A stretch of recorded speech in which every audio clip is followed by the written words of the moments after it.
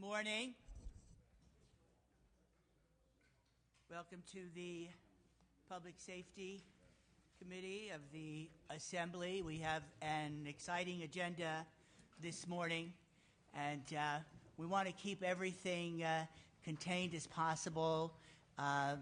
If you're going to be a witness, listen to what other people have said so we don't have duplication. Want to just cut to the chase on these issues.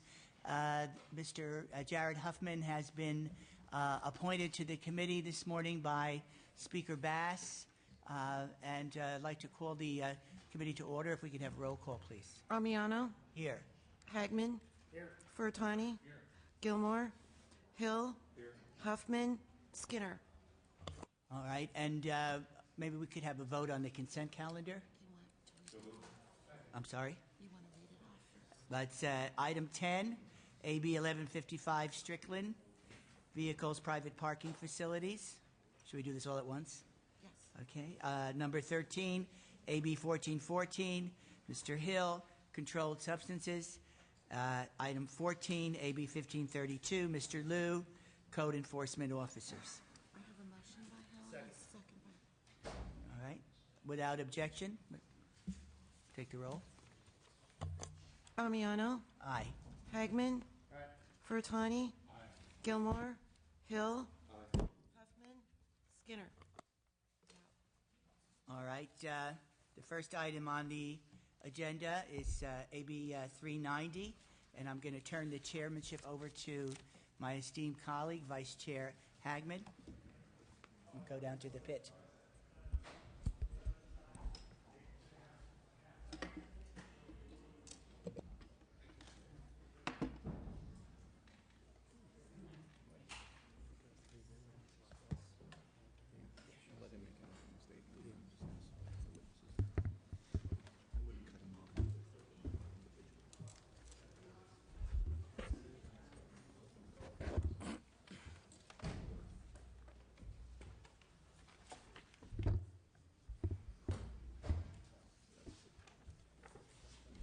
Okay. Requirement, Mr. Chairman, go ahead and do your presentation. Thank you very much, Mr. Vice Chair and members. I present to you AB 390, the landmark legislation to legalize and regulate marijuana. The bill would open the door to legal cultivation, transportation, sales, and use of marijuana for recreational purposes. In doing so, we would establish a $50 per ounce fee on every ounce of marijuana sold in the state. That money would fund drug and alcohol programs statewide. The Board of Equalization has estimated that this fee would generate nearly $1 billion annually. Given the current and ongoing budget crisis, any significant source of revenue, of course, is very important. Additionally, this bill would leave law enforcement to focus on important crimes. Most Californians have used marijuana, and most Californians would want law enforcement to put their efforts toward serious crimes to end violence, theft, and hard drugs. The drug wars have failed. Prohibition has fostered anarchy in the marijuana market. Legalization would allow regulation, and regulation would restore order. There are a myriad of reasons to support this legislation on marijuana. I started the conversation a year ago and have helped to raise some of the reasons over the past year. With me today are Stephen Gutwilling from the Drug Policy Alliance and Aaron Smith from the Marijuana Policy Project. The bill has support from the Sheriff of San Francisco, the Public Defender of San Francisco, AFSCME, ACLU, AFL-CIO, Normal Drug Policy Alliance, Marijuana Policy Project, Courage Campaign, Taxpayers for Improving Public Safety, and many other organizations and countless Californians. I'd like to present my witnesses in support, if I may, Mr. Vice Chair. Absolutely. Please continue. I'm Aaron Smith, California Director for the Marijuana Policy Project. We'd like to thank Mr. Amiano for introducing this bold legislation, which we strongly support because it would finally put California on track towards having a marijuana policy that's sensible, results-based, and in line with the views of most California voters who overwhelmingly know that prohibition has failed. Prohibition has failed to stop or curb marijuana use and availability. According to U.S. government data, about 1 in 10 Californians now admit to having used marijuana in the past year. And at about $14 billion annually, marijuana has become the state's largest cash crop. This legislation would end the insane policy of allowing this huge market to go completely unregulated and free of taxes. AB 390 would institute a strict regulatory scheme for marijuana sales similar to that which already exists for the much more dangerous drug of alcohol. Passing this legislation will reduce teen availability to marijuana. Under the current policy of blanket prohibition, more California teens report using marijuana than tobacco. This is the inevitable result of allowing this market to be in the hands completely of criminals with no incentive to card for age. AB 390, on the other hand, would require licensed vendors to prevent anyone under 21 from buying marijuana, which, just as we see with California has seen sales to tobacco to minors reduce dramatically as a result of the strict controls we have on tobacco. Additionally, AB 390 would fund drug education and treatment programs that, unlike prohibition, have proven effective at keeping teens away from drugs. Prohibition has not only failed to achieve its goal, but it's also brought on great societal costs, significantly more harmful than marijuana itself. Under prohibition, just as under alcohol prohibition of the 1920s, many of the enterprising criminals seeking to make profit in the vast underground market for marijuana are willing to go to any lengths, even kill, to protect those profits. Whether it be the Mexican drug cartels or syndicates originating here in the U.S., the prohibition-fueled market is a serious risk to the California public. Bootleg-style marijuana grows in our parks and wilderness areas, threaten not only our ecology, but hikers and nature enthusiasts. The White House Office of National Drug Control Policy has estimated that Mexican drug cartels rely on illegal marijuana for upwards of 70% of their revenue. Repealing prohibition would end this dangerous situation by creating a legal, regulated market, just as we did with alcohol in 1933. And it absolutely makes sense for California to get out in front with this solution to a national crisis, and AB 390 does just that. After all, there's no coincidence that Mexican cartels aren't killing each other over the beer trade or growing wine grapes in our national forests. Finally, by ending the criminalization of millions of responsible adult marijuana consumers, AB 390 will restore respect for the rule of law. This legislation gives California an opportunity to be a leader in the nation towards a new and effective marijuana policy rather than what it is today, which is the embodiment of everything that's wrong with the old ineffectual one. And that's why we urge your support today. Thank you.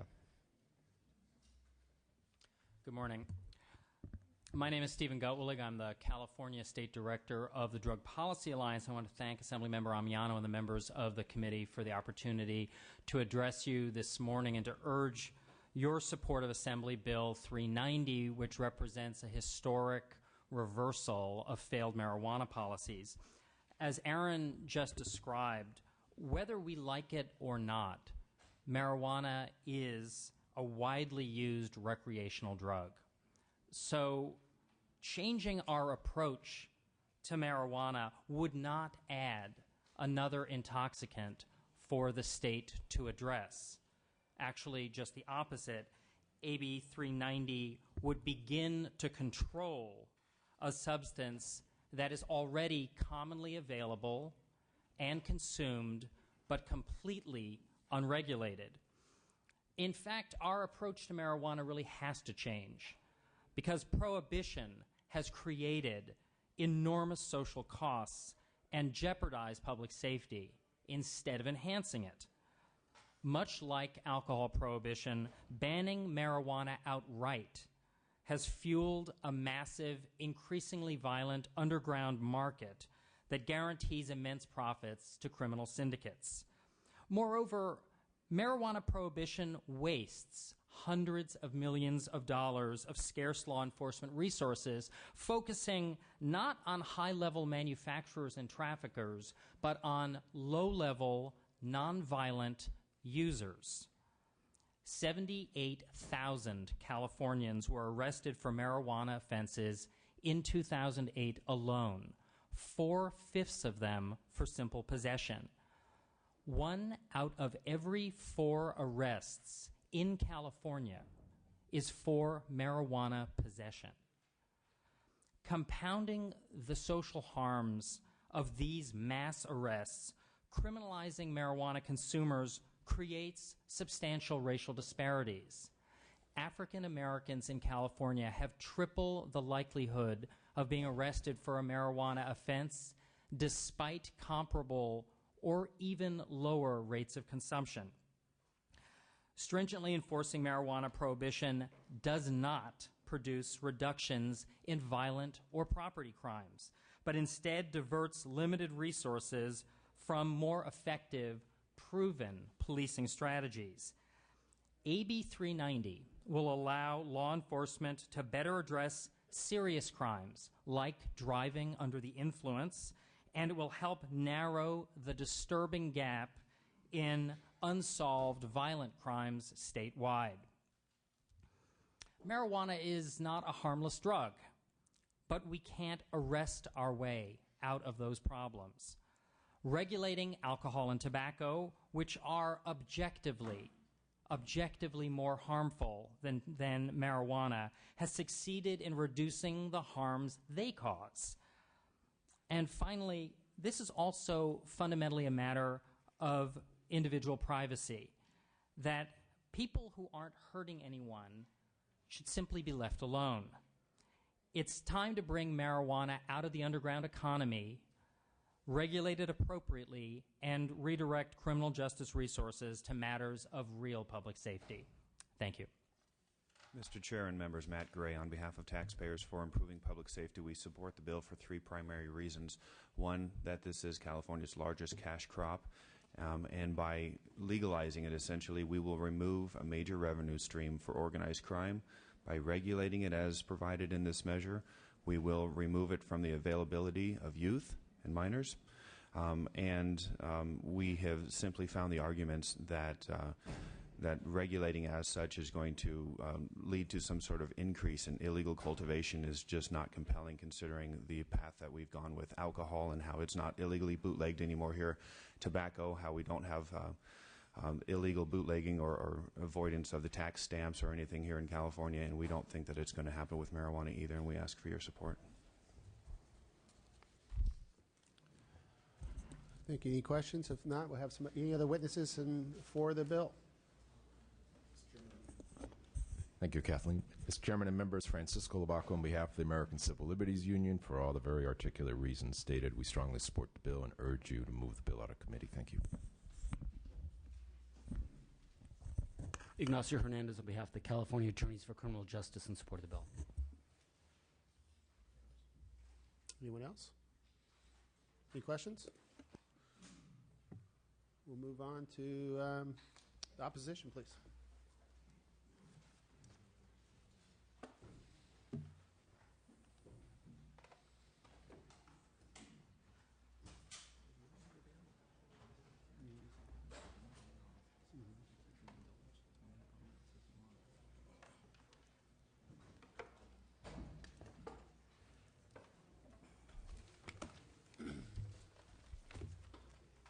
Mr. Vice Chair, if I may ask a courtesy, and it seemed that the presentation in support took about 10 minutes. Perhaps we could deal with that. So, We'll see how it goes. Yeah, we Yeah, can cut anybody off at all, no equitable, time yeah. constraints whatsoever, so we're just going to let them go. thank you for the consideration. I'm not sure who's starting off over here. Okay. I'm starting. Good morning. I'm Andrea Barthwell. I'm a physician. I work in the area of addiction medicine. I run a treatment program in North Carolina. I live in Chicago.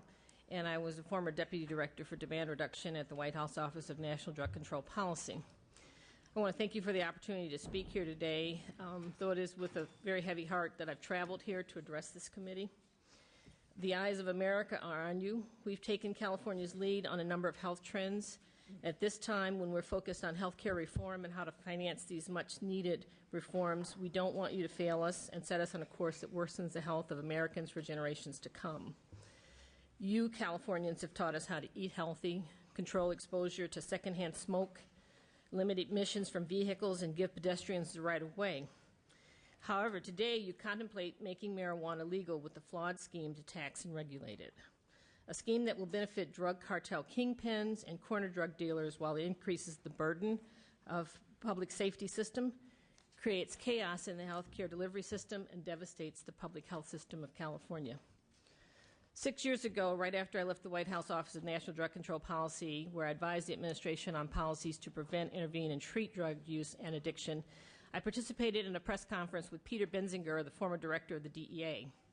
At that press conference, designed to highlight the dangers of marijuana, Mr. Benzinger said, "The push for legalized so-called medical marijuana is part of a sinister strategy by a group called the National Association for the Reform of Marijuana Laws, NORML, that is bent on legalizing marijuana in this country. The goal of this superfunded group is to make a dangerous drug available to those who want it. NORML and similar or affiliated groups thrive on myths and lies. Their tactics have been well practiced. They have used the pain and suffering of patients to gain attention, sympathy, and credibility for the cause of so-called medical marijuana.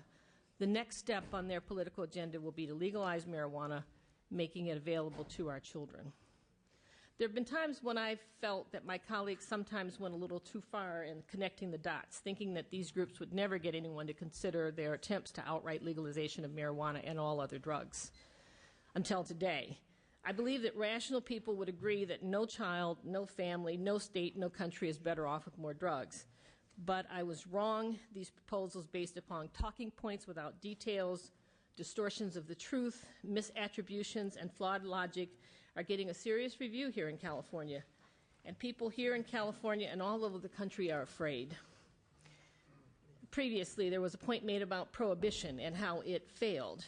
Prohibition occurred in this country when alcohol was legal everywhere else in the world. That put it out of sync with availability worldwide. Prohibition of marijuana is consistent with the international management of that material. We're afraid that California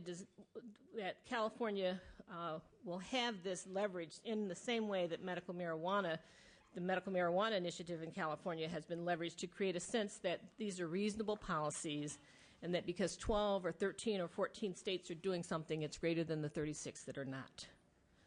Public health advocates such as myself who have worked on increasing the public's awareness of the harms and dangers of marijuana know the value of control strategies. Slowly, over the past 2 decades, we have seen significant reductions in the use of tobacco and alcohol and their associated morbidity and mortality. These associated reductions in morbidity and mortality with tobacco and alcohol have come from public health advocates pushing public safety policies in a system to bring the control of tobacco and alcohol under a system that matches the control of marijuana that you're talking about lifting. We've worked closely with our public safety colleagues to enforce laws that attempt to age restrict access through the outlets selling these products.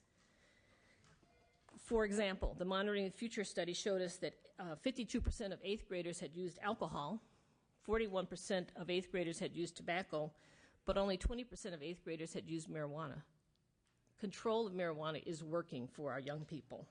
Prohibition is working.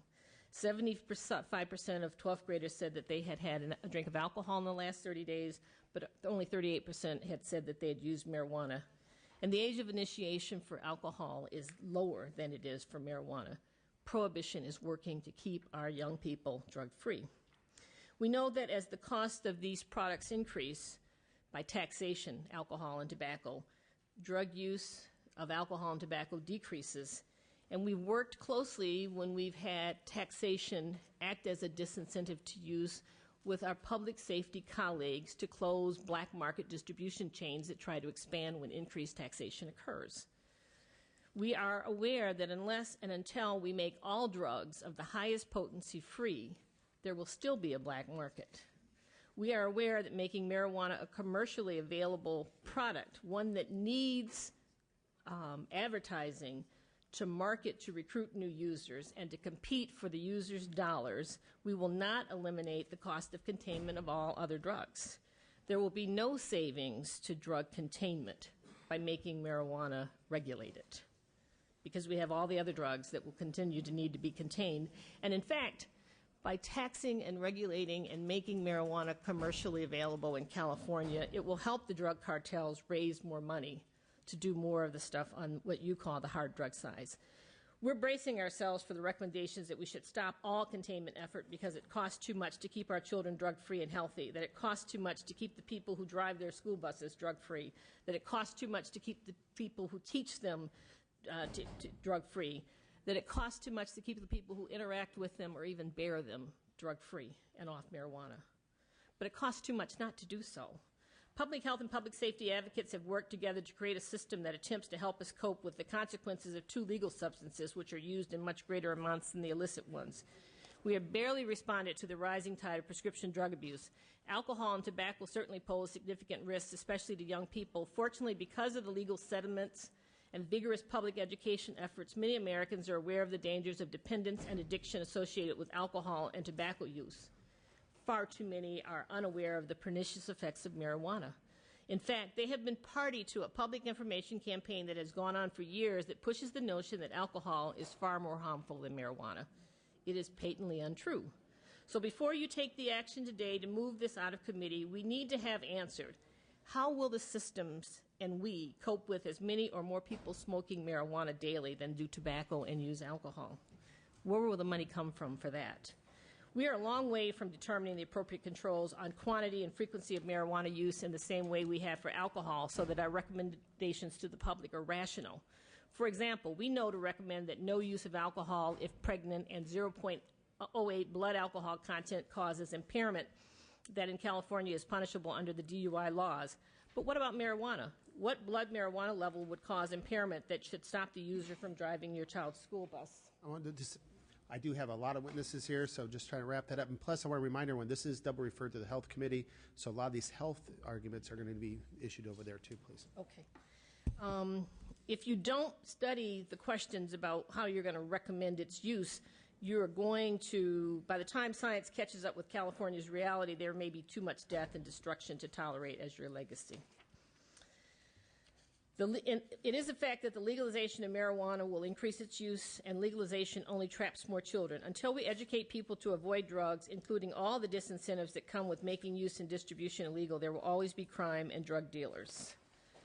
It is a fact that crime would increase in California. Most crime in America is state-level crime. Roughly 80% of state crime nationwide is based on three categories: crime committed by those on drugs, by those with insatiable appetites who want more drugs than they can afford, and those who distribute large quantities of highly pure drug. Legalization would not only increase the number of Californians on drugs and crimes committed by those who are on drugs, and could never stem the insatiable appetite for addictive substances or black market distributions. I ask that you review the tiny bit of information that I'm going to be providing to you in a written form before you make your decision, so that you can make the best decision for Californians. Thank you.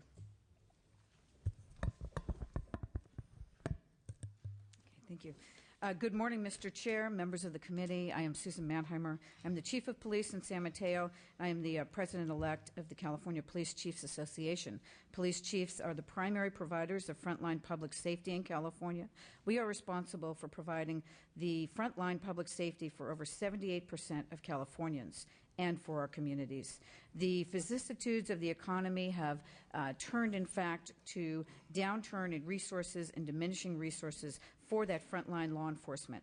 I can tell you categorically that the legalization of marijuana will only increase the challenges facing us, and even more importantly, the legalization of marijuana will impact the levels of safety and service we provide to the community and the levels of health and welfare in that community. I want to ask each member to clearly and deeply weigh the following.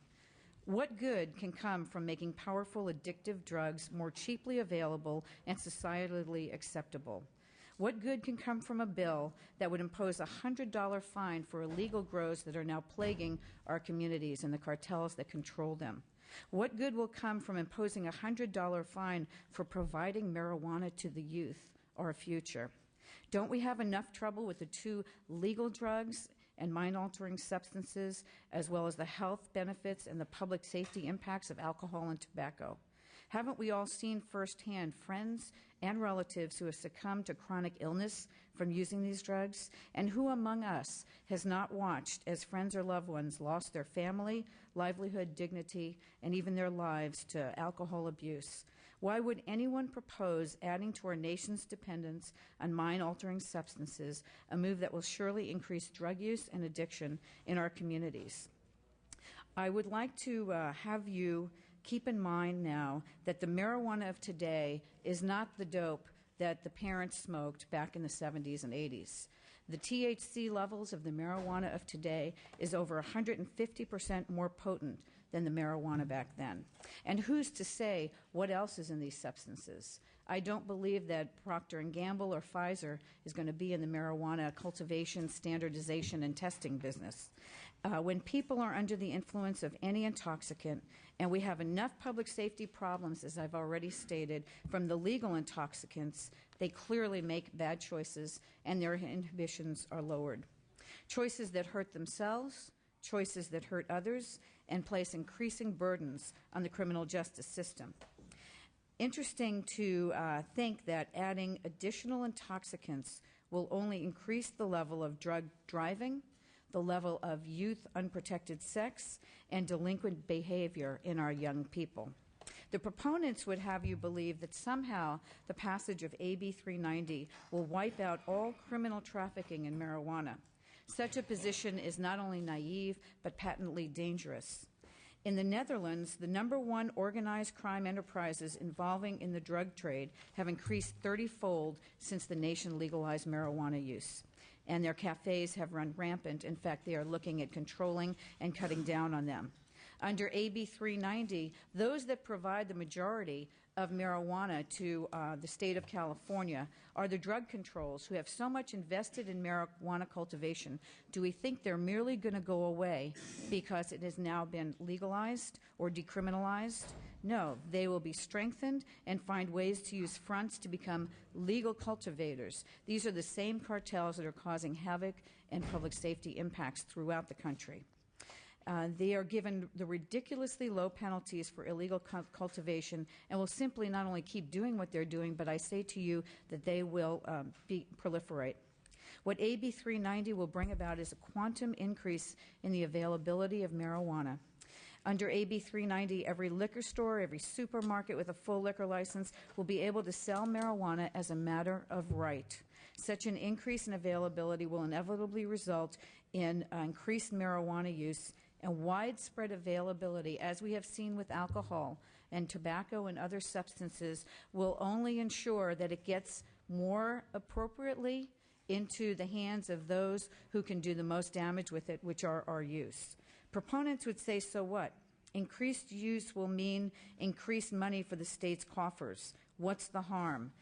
To balance the budget on the backs of the harm caused by illegal intoxicants is mind-boggling, to say the least, and I would call it blood money. First, let's debunk the myth that the marijuana tax, so-called tax, will increase the state's coffers. The RAND study has debunked that myth, and frankly, we believe that there will be more impacts in both health and public safety costs to our community, to say nothing of drug driving accidents. That was the experience in Alaska, where their failed attempt in decriminalizing marijuana for adults resulted in a use among minors that was double the rest of the state once they had decriminalized it. Is there anyone in this room who thinks that increased marijuana use amongst minors is a good idea? I know you're going to try and get this to the Health Committee. I can't wait to have you all hear what the devastating impacts to the health are of this substance, including the carcinogen and other effects. I have a lot of witnesses. I'm going to ask you that. Thank you. Let's look at the increase in crimes associated with drug use and understand that AB 390 does not grant money to people to buy these drugs. Because they're now legalized, that doesn't mean that the addicting properties won't cause more crimes as people struggle to find the money to buy marijuana. We will see an increase in those crimes which we know are correlated and associated with drug use, auto burglaries, robberies, residential burglaries. And again, let's talk to Alaska about why they have recriminalized the use of marijuana. Third, plan on the school dropout rate increasing. And the fact is, don't be surprised if violent crimes increase. I know everyone says marijuana does nothing but make a person mellow. The problem with this is that it's simply not true. In 2002, a British study published in Criminal Behavior and Mental Health concluded that persons with marijuana dependence were more likely to engage in violent behavior than those who were not marijuana users. We already see this with domestic violence cases and with other cases amongst teen-on-teen violence, and we are very concerned about this. The proponents will have you say that none of this matters, that we will make money and we will have more resources. Why, ladies and gentlemen, would we have more resources to fight the crimes that will come from the increase in the use of marijuana and other mind-altering substances? Finally, as a 25-year law enforcement veteran and a mother of two, I am alarmed by the dramatic increase in efforts to legalize or decriminalize powerful and dangerous drugs, including marijuana. I am surprised that the drumbeat of the drug legalizers sounding an alarm that the drug war has failed, as you have just heard from our previous speaker. In fact, it has not, but has continued to suppress the use of marijuana amongst our youth. And I am appalled by the suggestion that legalizing and taxing marijuana is a smart way to close the government budget gap, impacting our health, our safety, and our public welfare.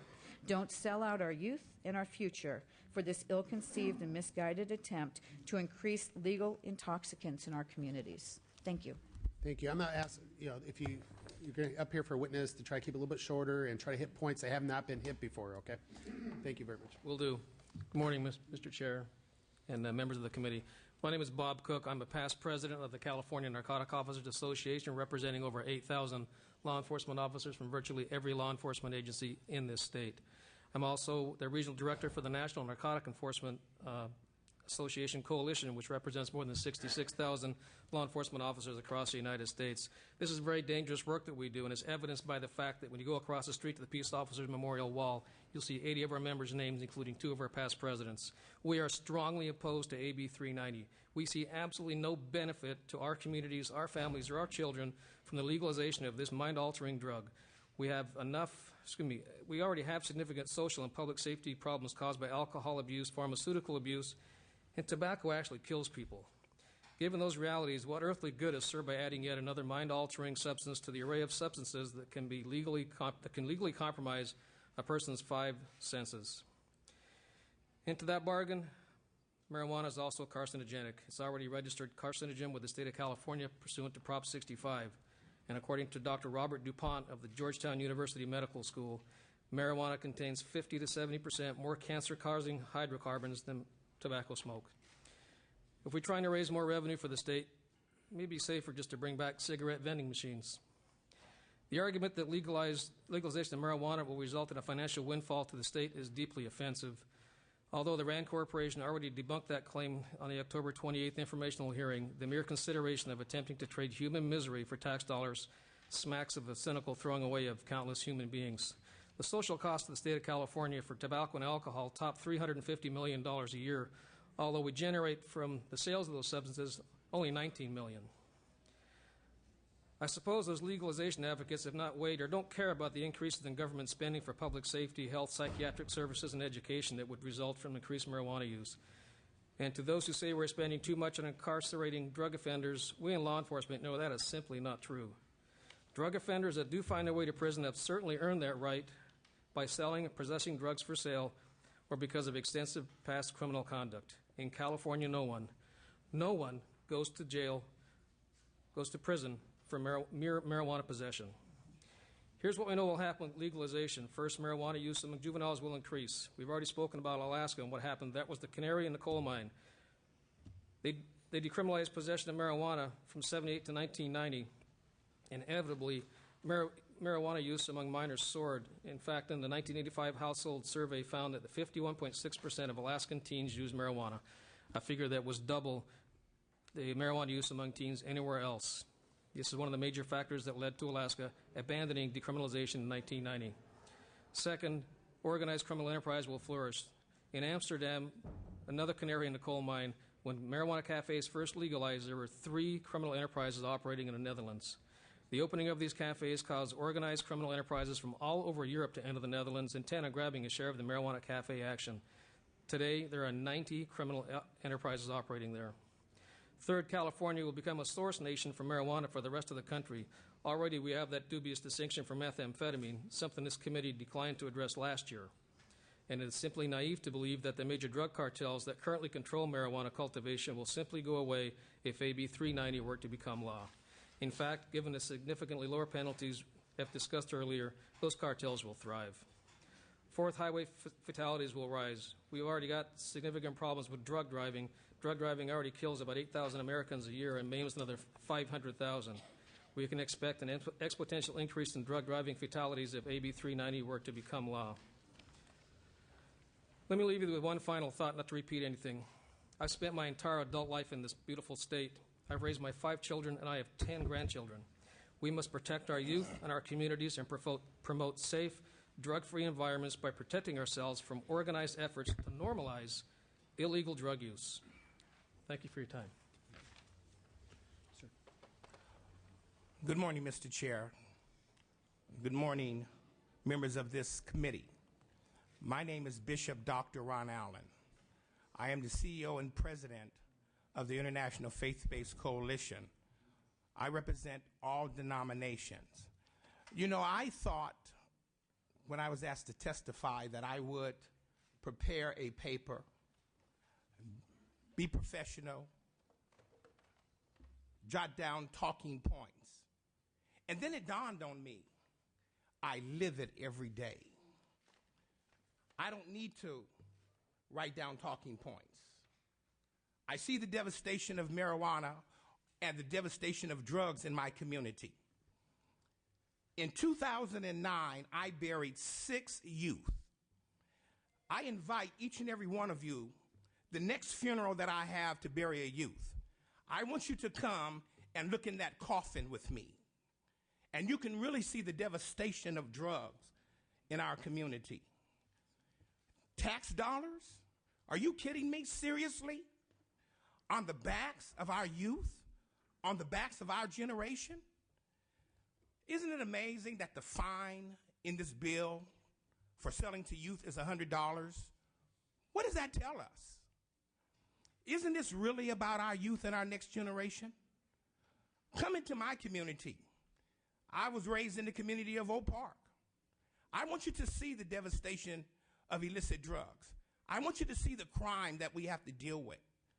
I want you to clearly understand that if marijuana is legalized, and we have to deal with it in our liquor stores, and we have to deal with it in our corner stores, and we have to deal with it in our community, I want you to jot this down.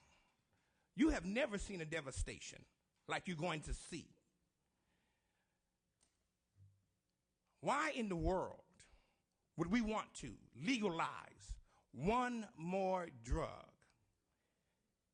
and to say it's going to cure our economy? Well, what's it going to do in my community is cause us to lose a generation. Is it really worth it? Alcohol is legalized. Tobacco is legalized. The third drug is pharmaceutical drugs. And our youth are dying every day. I plead with you to really think about this carefully and to clearly understand that this might not cause a devastation in your community, but in my community, we already have a problem that we can't overturn. Already have a serious problem that we are trying to deal with. We're talking about public safety. Follow me around one day, walk in my shoes one day. Contact me one day and say, Bishop Allen, I want to walk with you through your community. It would change your mind. 3 weeks ago, we just buried a young lady, 21 years old. Ecstasy. I know you're thinking, what is causing all this passion from this man? I am a recovered addict myself. 7 years on crack cocaine. Oh, don't let this caller fool you. I have firsthand experience of what an addiction will cause. And to tell me, and I have to tell my colleagues, that we're talking about a public safety committee that's thinking about legalizing drugs and absolutely understand that it would increase the usage 20 to 40%. And you wonder why we're outraged? By the way, my first choice of drug was marijuana. And I graduated to crack cocaine. Listen to my heart. I don't think you want this blood on your hands. I would love to have all your numbers, phone numbers, because I have a real strong feeling that I'm going to bury more youth in 2010. And I'd like for you to be there. And the 6 we buried, of course, was drug related. Think about it before you vote. Think about the devastation, the carnage. Think about the youth.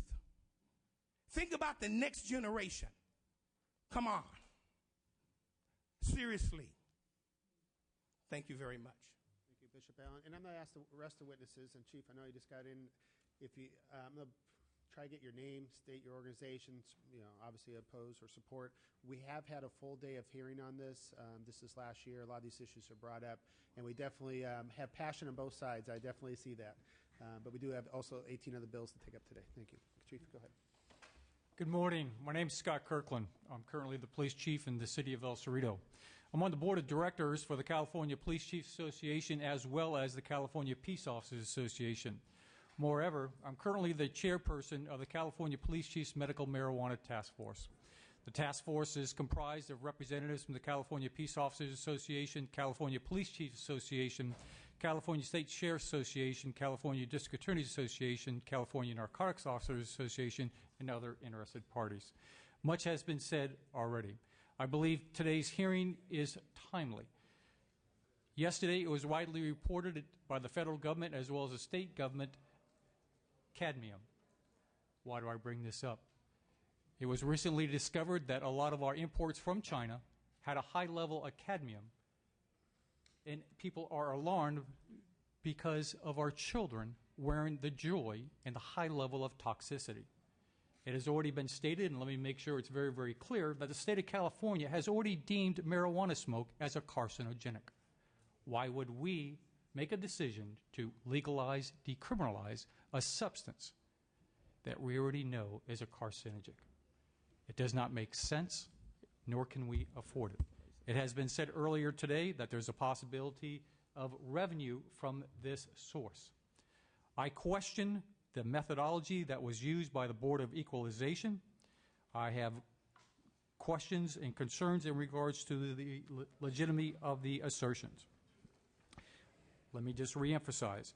In May of 2009, the National Center on Addiction and Substance Abuse at Columbia University released a report entitled Shoveling It Up 2, the impact of substance abuse on federal, state, and local budgets. In 2005, the state of California spent $19.9 billion on substance abuse and addiction, or $545 per capita, based on a population of 36.5 million. Once again, I'm talking specifically about alcohol and tobacco. But the state of California collected $1.4 billion of revenue, or 38.69 per capita, on the sale of alcohol and tobacco products. Yes, the costs far exceed the revenues. As I indicated before, in June of 2009, the California's Carcinogenic Identification Committee of the Office of Environmental Health and Assessment Science Advisory Board ruled we cannot make this decision in a vacuum. 2 hours, 3 hours of testimony is not enough for all of the issues to be aired out. I thank you for your time. Thank you, Chief. Name and organization, please. Mr. Chair and members, Corey Salzillo on behalf of the California District Attorneys Association. We're in opposition to the bill.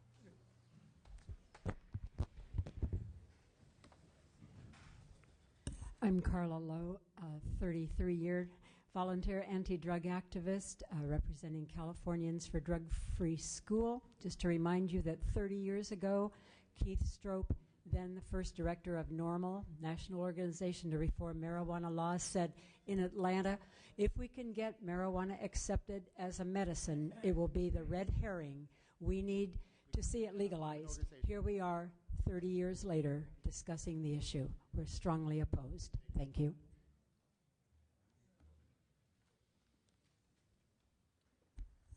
I'm Roger Morgan, chairman of the Freestyle Foundation, engaged in drug prevention. I've been at it for 30 years as well. I want to tell you, you can't pass this legislation without impacting public safety for health, education, welfare, and crime. And it's not only the people that live in California, it will impact the United States. Thank you. Thank you. Name an organization, please. We've heard. My name is Nathan Miller. I'm a member of the Inland Valley Drug-Free Community Coalition, but I'm also here representing the Inland Empire Taxpayers Association, and we oppose this ridiculously fiscally irresponsible bill. Good morning, Dr. Paul Chabot, founder of Coalition for Drug-Free California, 100% against drug legalization, especially marijuana. Good morning. My name is John Standish, the president of the California Peace Officers Association, and strongly urge a no vote. Thank you. Mr. Chairman, members of the committee, Louis Brown on behalf of the California State Sheriff's Association in opposition. John Lovell with the Los Angeles County Police Chiefs Association. You are being asked today to sell the youth for a mess of fiscal pottage. Please reject that.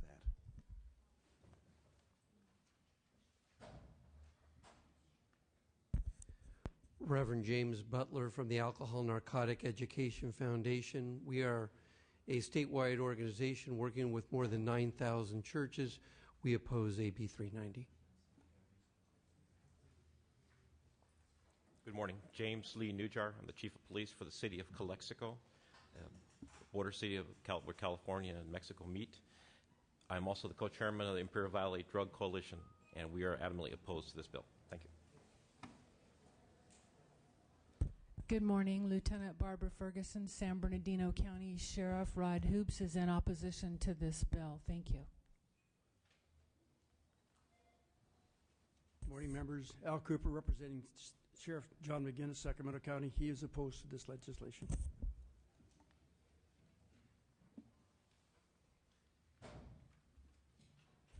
Good morning. I'm Ken Small, Chief of Police, Huntington Beach Police Department, and I oppose this bill.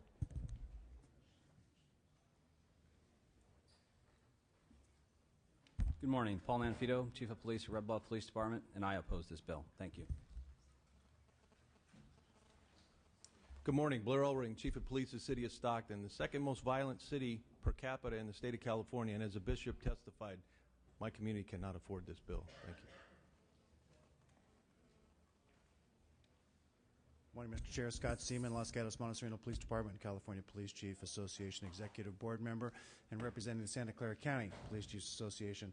On behalf of the youth in our community, I respectfully request you oppose this bill.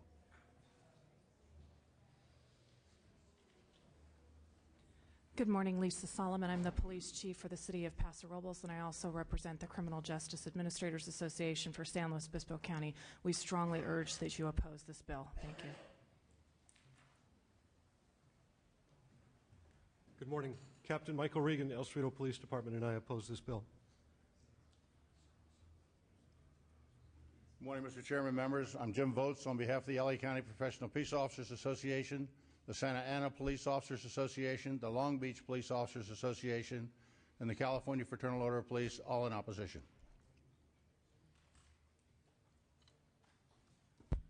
Tim Yarian, representing the Association for Los Angeles Deputy Sheriffs, the Los Angeles Police Protective League, the Riverside Sheriffs Association, representing over 23,000 rank-and-file peace officers in Southern California. We strongly oppose this bill. Thank you. Is any other oppositions up? If not, we'll entertain committee questions at all.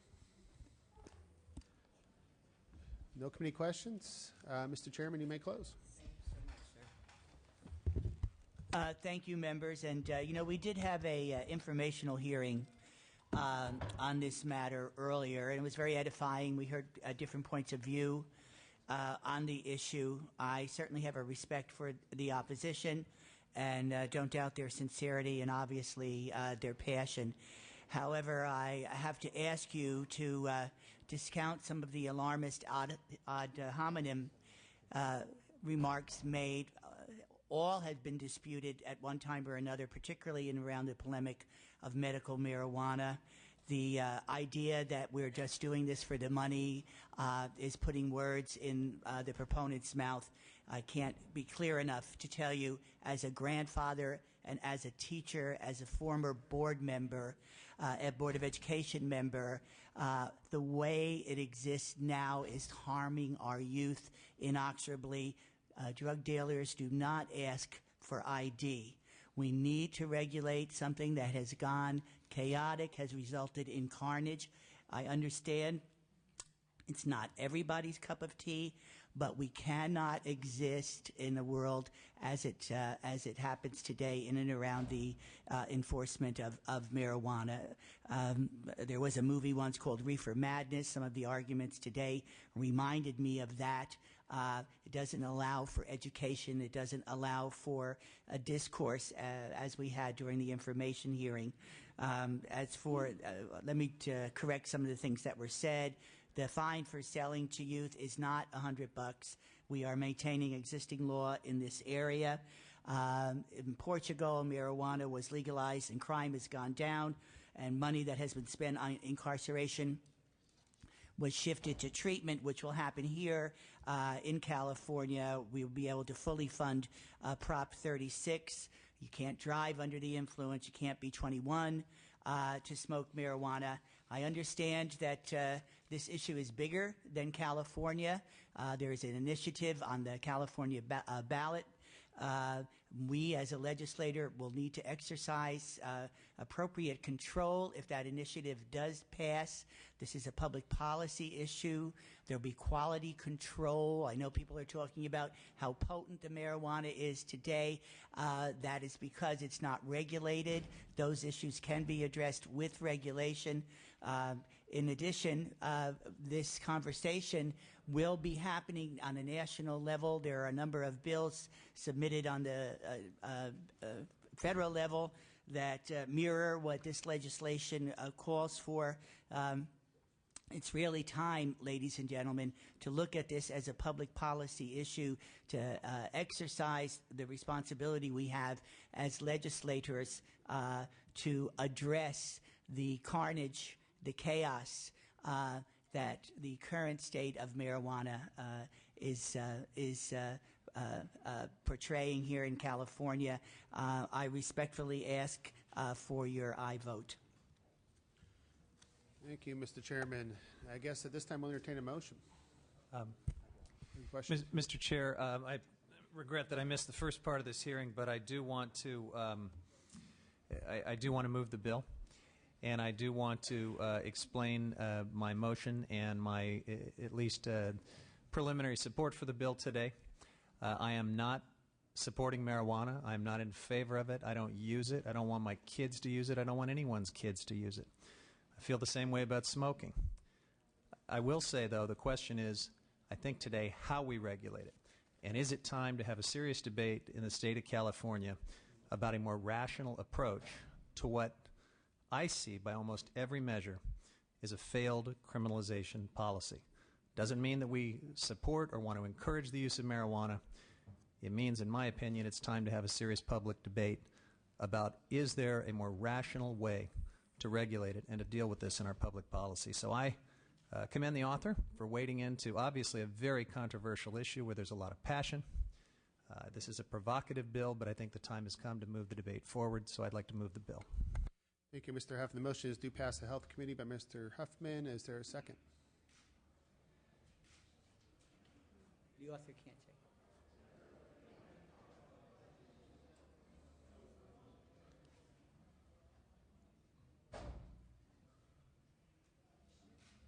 The author can't second. Oh, second. Okay. Second by the chairman. I guess we'll do a roll call vote, please. Oh, I already asked for a discussion, but yeah, please do. Thank you. This is a difficult issue because we are in a situation in our state right now where we have, due to our voters' passage of the medical marijuana initiative, we have a semi-legalized state now around marijuana. And we have while there is some very legitimate use of marijuana for medicinal purposes that is serving a real need, we have a certain class of our population that, because they're not at risk due to their job category and for other various reasons, can utilize the medical marijuana dispensaries for their use of marijuana for whatever reasons they choose to use marijuana. But we have then the street activity around marijuana that is not under the semi-legal state of the medical marijuana. So we've created again this kind of both a class difference around its use and its criminalization and a kind of no man's land around the legality. And I think it's untenable. We're also facing a situation where the voters could once again act to, by initiative, to decriminalize, and then if that, whatever flaws that may be in that initiative, won't be able to be corrected except again by going back to the voters.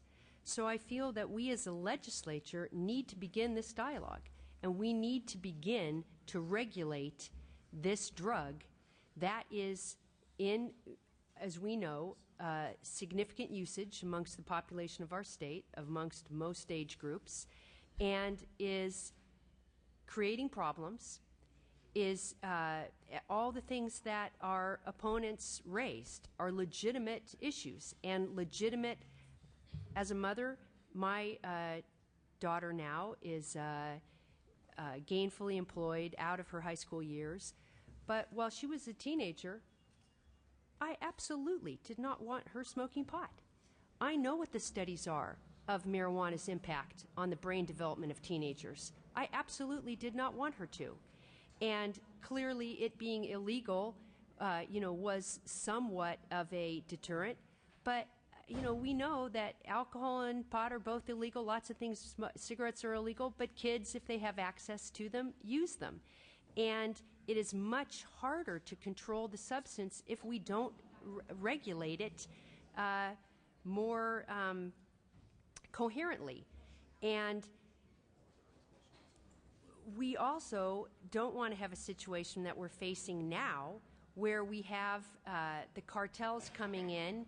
We've got our public lands. I was on the board of the East Bay Regional Park District where we had these cartels basically going into our public lands, tapping into our water systems, and growing pot illegally.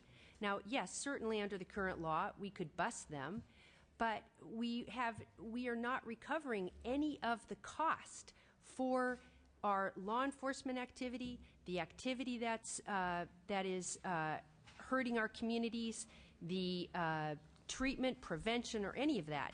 So while I certainly am not advocating that we regulate this solely and only to have some sort of revenue or in any way to balance our budget, because it is not adequate to do so whatsoever, I do want to try to make sense of how we approach this drug in our state and its use, and how we recover the costs that we incur as a state from its use and from all of the impacts that it has. And so I think that it's very important to begin this dialogue.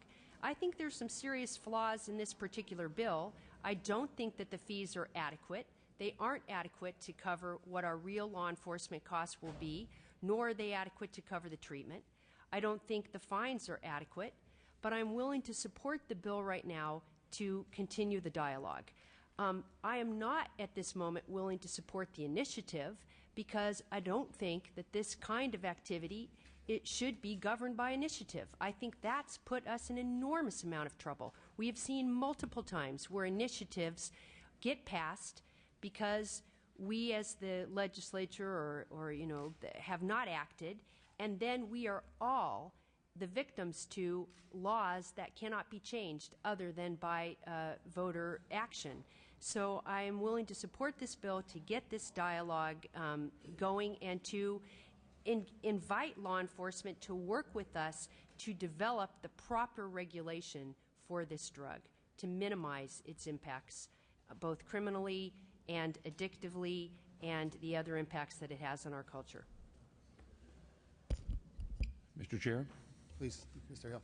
Thank you. And I appreciate the comments of my colleagues, Mr. Huffman and Ms. Skinner, and agree with everything that they've said. I'm going to be voting yes on this measure today. But I don't like the bill. I wouldn't vote for it on the floor in the form that it is today. But I do think it's important that we continue that dialogue. And I don't think we should construe that I would support it because I'm voting for it today. The issue for me is that we have to keep that discussion going. The point is, as my chief, who was sitting here in front of us today, Susan Mannheimer, stated, you can't wait to hear the health effects in the health committee. Or the chief from El Cerrito was saying 2 hours of testimony is not enough. That's exactly correct. It is not enough for this discussion. The governor raised the issue last year. It's a national issue that needs to be discussed.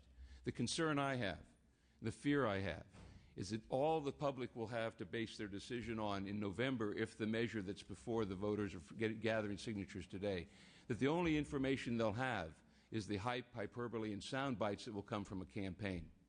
That's not where the discussion should take place. It should take place in the halls and in the committee rooms of this Capitol and in this building. That's where we should have that discussion.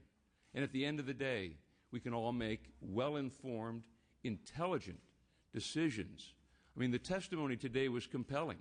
I had a meeting last week with my chief, I think the greatest chief in the state, Susan Mannheimer, and my district attorney, and the sheriff, who made some compelling arguments and raised some issues that I wasn't familiar with before, especially the health issues. But for me, it became critical and became even more important that those issues need to be made public. They need to be made in a forum that will accommodate everyone. So that's why I'm going to support this bill today, is to move it to the next step.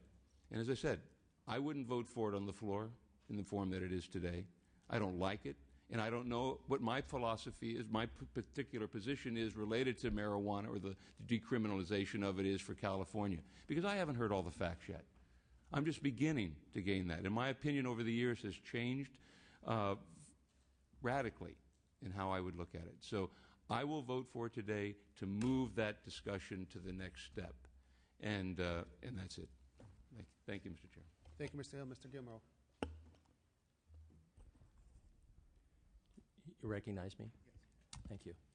I don't know where to begin. It's pretty much has been said here today, and I'll keep my comments somewhat brief. Having spent 31 years in a uniform as a California Highway Patrolman, it has been mentioned today about the revenue that's going to be generated here. I would like to say that this bill imposes a tax or a fee that increases $50 per ounce for marijuana, but the revenue of which would be required to be expended exclusively for drug education, awareness, and rehabilitation programs under the jurisdiction of the Department of Alcohol and Drug Programs or any successor to that agency. We're going to legalize marijuana. We're going to tax it, and then we're going to educate our kids about the harms of drugs. You've got to be kidding me. I believe this is a classic example of the slippery slope. What's next? Are we going to legalize methamphetamines, cocaine?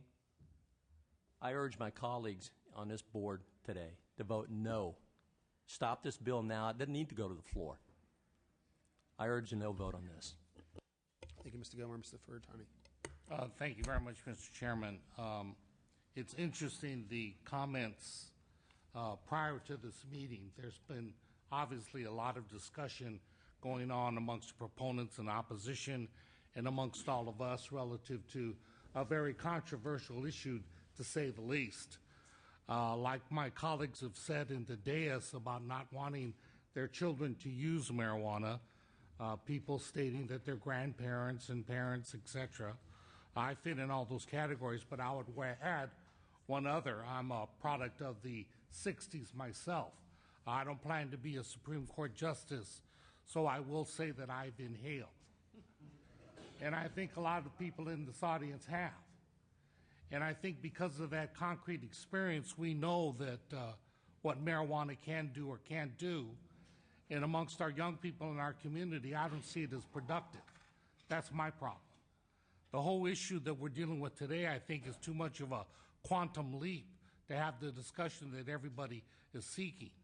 I think a good compromise would be to have a bill to talk about the study of the impacts of the potential legalization, to look at the success or failure of the situation relative to crime and the issue of punishment. And for me, I'm in total opposition to this bill.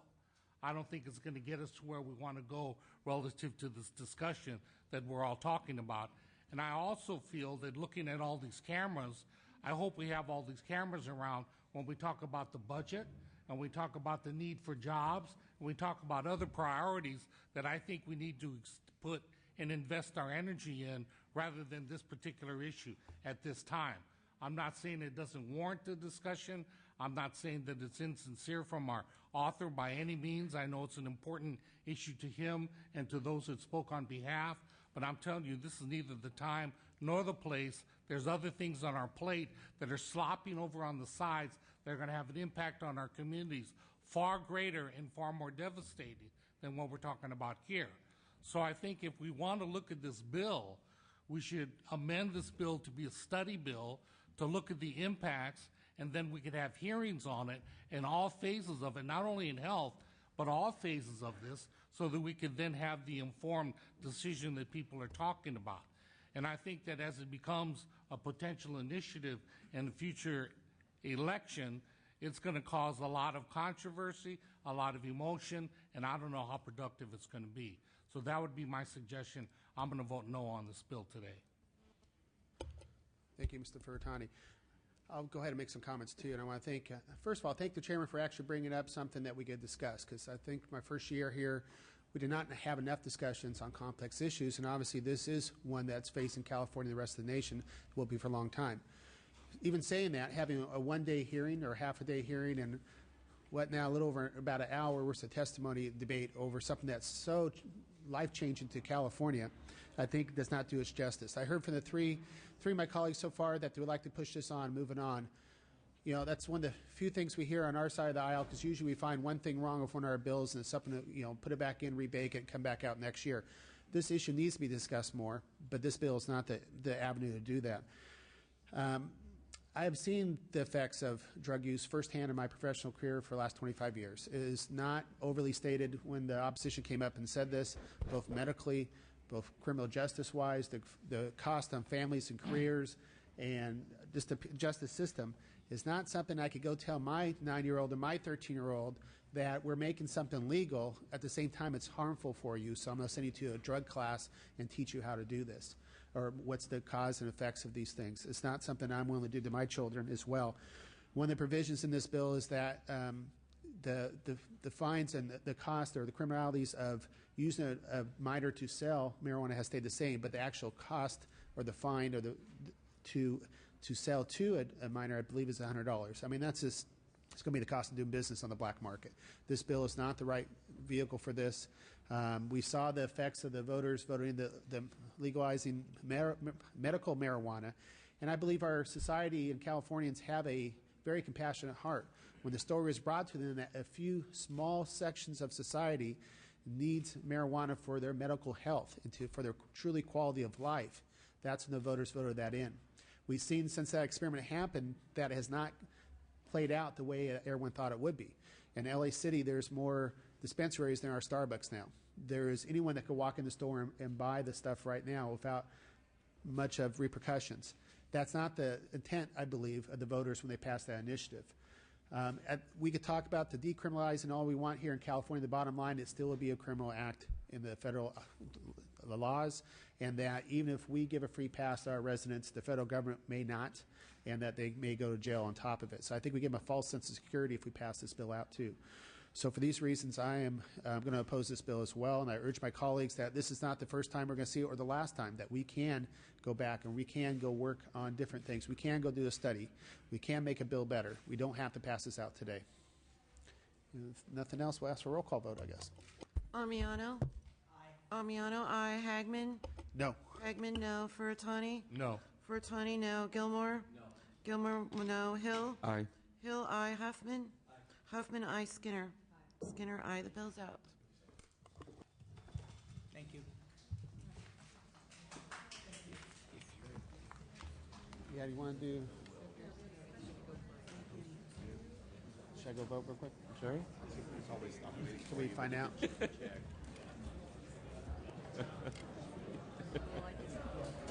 None of you.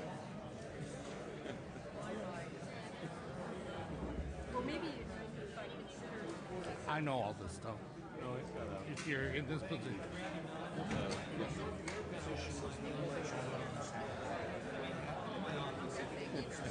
Neither one of us had the vote. Neither one of us was seconded. It's a huge leap. Thank you, though.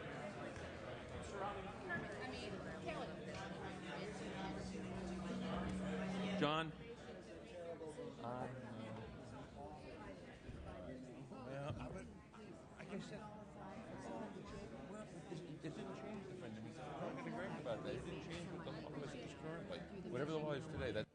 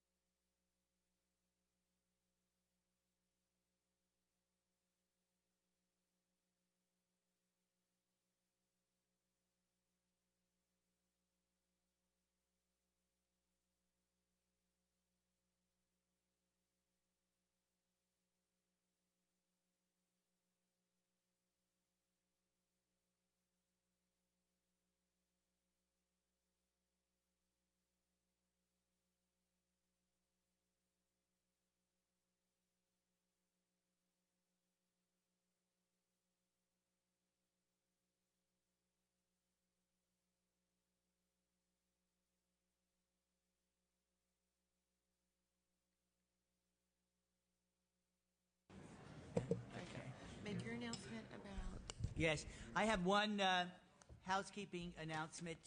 Assemblywoman Torres has withdrawn item number 6, AB 575. So if you are here for that, we will not be hearing that today. It has been withdrawn. Thank you all for your cooperation. We now will move to the next item, which I've also authored, AB 312, and I am going to turn my chair over to Mr. Hagman.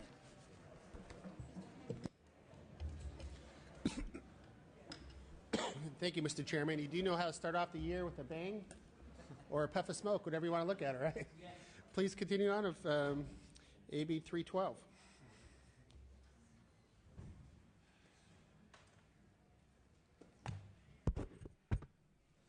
Thank you, committee members.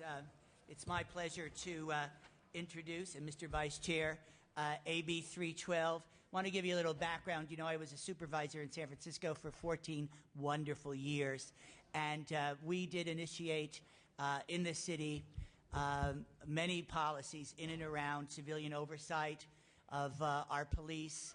At that time, in the late 90s, I also suggested that BART, the BART police force, have some kind of civilian oversight. You know, it's a regional transportation system in multi counties. San Francisco is one of them. I was basically told then, you know, this is a BART matter, and it's actually a state venue because it is transportation that's interregional. So lo and behold, I find myself here at the state level, and unfortunately lived through yet another tragedy, and that is the Oscar Grant incident that happened a year ago last January. And so in working with Senator Yee, who sends his regrets he cannot be here today, we authored this bill because we do believe, in fact, that civilian oversight, independent oversight, is going to be extremely necessary when we're dealing with some of the incidents that have occurred in the past 17 years. There's been a bit of a scandal in and around the police chief, who is now taking a leave and I believe will resign. There currently is not a police chief, but there is an interim police chief. I'm sure you'll be hearing. I've done my best to work with BART and some of the other law enforcement organizations. They seem to keep coming up a bit short, though. They never seem to provide me with the assurance that there would be civilian oversight. And I introduced this bill last year and spent hours and hours and hours of staff time going to community meetings, watching the democratic process, which I've often said is not pretty, but it does work, evolve. BART currently has a plan to do many of the things that are incorporated in this bill. However, that plan is not codified.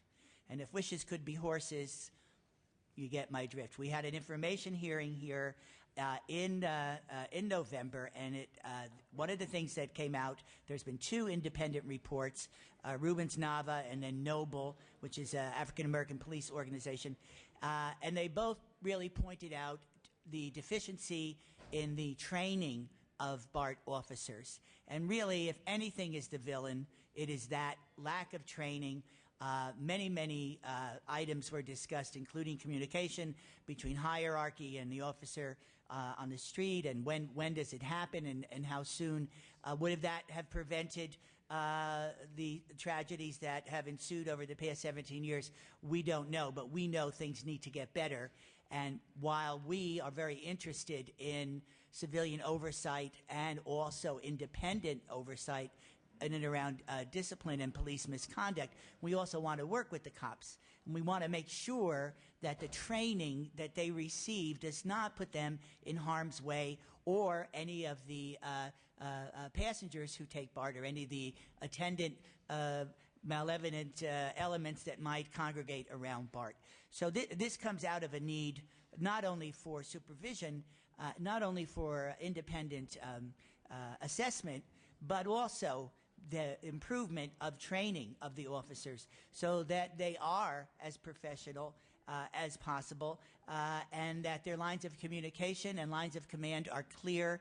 I will reference you those two independent studies as to where BART went wrong with its training of police officers for another time. But in the meantime, this bill 3112 would establish an independent oversight body for the Bay Area Rapid Transit Police. Our intent is to legislatively establish an independent body to serve as a mechanism to hear complaints and grievances against BART and other issues regarding BART Police, and to provide the BART Board of Directors with proposed corrective actions on such complaints, grievances, and other issues. Despite years of complaints of police misconduct, including officer-involved shooting deaths, the BART Police Department has never established an independent body to investigate the actions of BART police officers. There have been many reports of alleged brutality against the BART Police and at least 2 other officer-related deaths in 1992 and 2000. Early on New Year's Day last year, Oscar Grant III, an unarmed passenger on BART, was shot dead during an altercation with the BART Police. The shooting of Mr. Grant is a sad and unfortunate reminder that BART Police needs additional oversight, as exists for many other law enforcement agencies across the state and the union. On numerous occasions, BART area residents have asked that BART Board to establish an Office of Citizens Complaint, but no such office has been created. I first witnessed the problem several years ago, as I mentioned. We hope that creating an independent body to investigate civilian complaints against the BART Police, public faith, and law enforcement can be restored. The bill is supported by the City of Oakland, the California Teachers Association, California Young Democrats, Oakland Cop Watch, Berkeley Cop Watch, Globe Newsletter, 100 Black Men of the Bay Area, Inc., the family of Oscar Grant, and the local leaders from across the Bay Area. And with me today, I have some experts on civilian oversight and police practices, consultant Barbara Attard. I also want to add a little corollary here, and that is my esteemed colleague, Assemblyman Swanson, has also submitted a bill, was right at the end of session last year, after we had the information hearing, and just about a year after I introduced mine. I know he'll be up before you.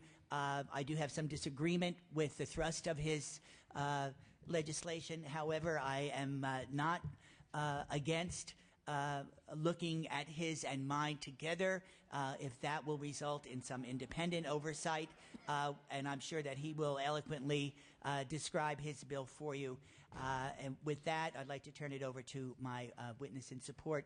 And while we don't have a time limit set officially in our agenda, I would appreciate if all witnesses in support and opposition would keep their testimony brief, to the point, try not to duplicate anything that's been said before.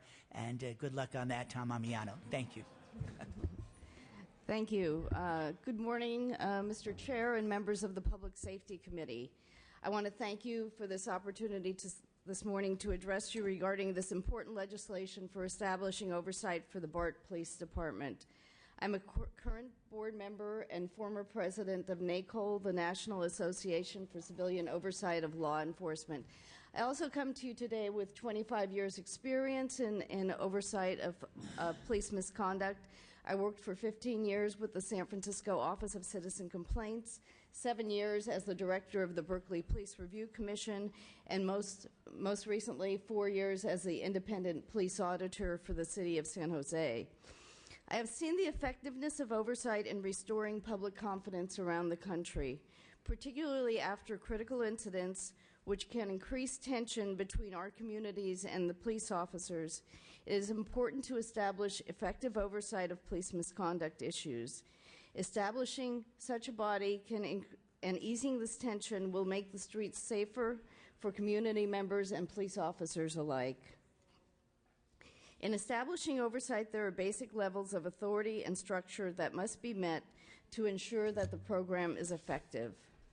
The organization must have clear and ample authority to provide a credible service to the community.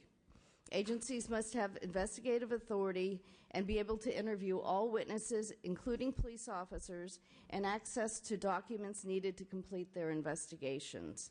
There must be clear authority for all entities involved. Overlapping authorities will lead to appeals and delay. The creation of an oversight agency is usually a process that involves community support and action, and with it, community expectations are raised. In order for the oversight agency to be effective and maintain the support of the community it serves, it must have clear and ample authority in the disciplinary process and the ability to make a change when needed in the law enforcement agency it oversees. An efficient timeline for investigations must be specified. California law requires that discipline must be meted out within 365 days of receipt of the complaint. If there are overlapping processes, it will be difficult to complete the process within the required timeline, and cases will expire. A timeline for completion of the process should be specified.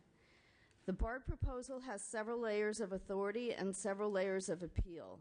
Without clear lines of authority, the complaints will be lost due to failing to complete the cases within the statutory timeline. The Office of Citizen Complaints model that has been proposed is modeled after the San Francisco Office of Citizen Complaints. It has clear authority and is the strongest model in the country. In your final bill, it is important that you specify that the complaint, investigation, review, and any appeals must be completed within 10 months of complaint receipt for the disciplinary process to be effective. Oversight agencies must be staffed at the level that allows a timely investigation and thorough investigation or review. Policy review is widely seen as one of the most important aspects of an oversight program in that it can create organizational change in the law enforcement agency. It is imperative that the changes are adopted by the law enforcement agency and there is ongoing monitoring to ensure that there is follow-through and training in the new procedures.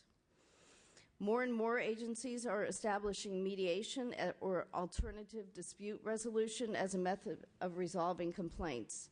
Mediation can change behavior in a more meaningful and effective way than the disciplinary process can. Outreach to the community is essential as well. Members of the public, possible complainants, and all stakeholders. Mr. Chair, I appreciate the comments, but if it could speak specifically to the bill rather than the concept. I think the concept's agreed with and the importance of what you're saying is there, but why this bill is important and why you support it would maybe focus the discussion and the testimony so it could be limited. We got a lot of bills. Yeah, we did hear this bill earlier last year as well. Okay, well, let me just wrap up saying that outreach is important. Reporting is important because it can shine a light on an otherwise very closed system. And in closing, I want to urge you to include as much specificity in your legislation as possible, an oversight process with clear lines of authority, with a specific timeline for investigation, review, and disciplinary process will ensure effective oversight and accountability. Thank you. Mr. Chair and members, Matt Gray on behalf of Taxpayers for Improving Public Safety in support of this measure for the reasons previously stated, but also because we believe that law enforcement as a noble profession does not need the type of scrutiny over whether or not the efficacy of their review process for officer complaints is in question, and we do believe that this bill will actually clear wrongful complaints against officers who have only acted in good faith, and we ask for your support. Thank you. Any others in support?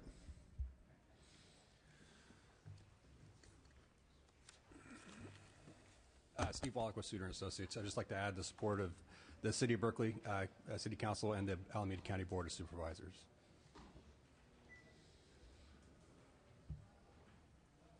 Mr. Chairman and members, Francisco Labac on behalf of the American Civil Liberties Union. We think we have to resolve this issue this year. We urge the committee to move this bill out so that we can continue working with the author and trying to get the BART oversight issue done for this year. Thank you. Yeah, members of support? Any other questions? I do have a couple questions, Mr. Chair, if no one else does. I'm trying to understand the differences between yours and Mr. Swanson's bill. So we both have oversight. But right now, I mean, they both are proposing oversight. And I just want to correct me if I'm wrong. currently you have an elected board over the BART. Is that correct?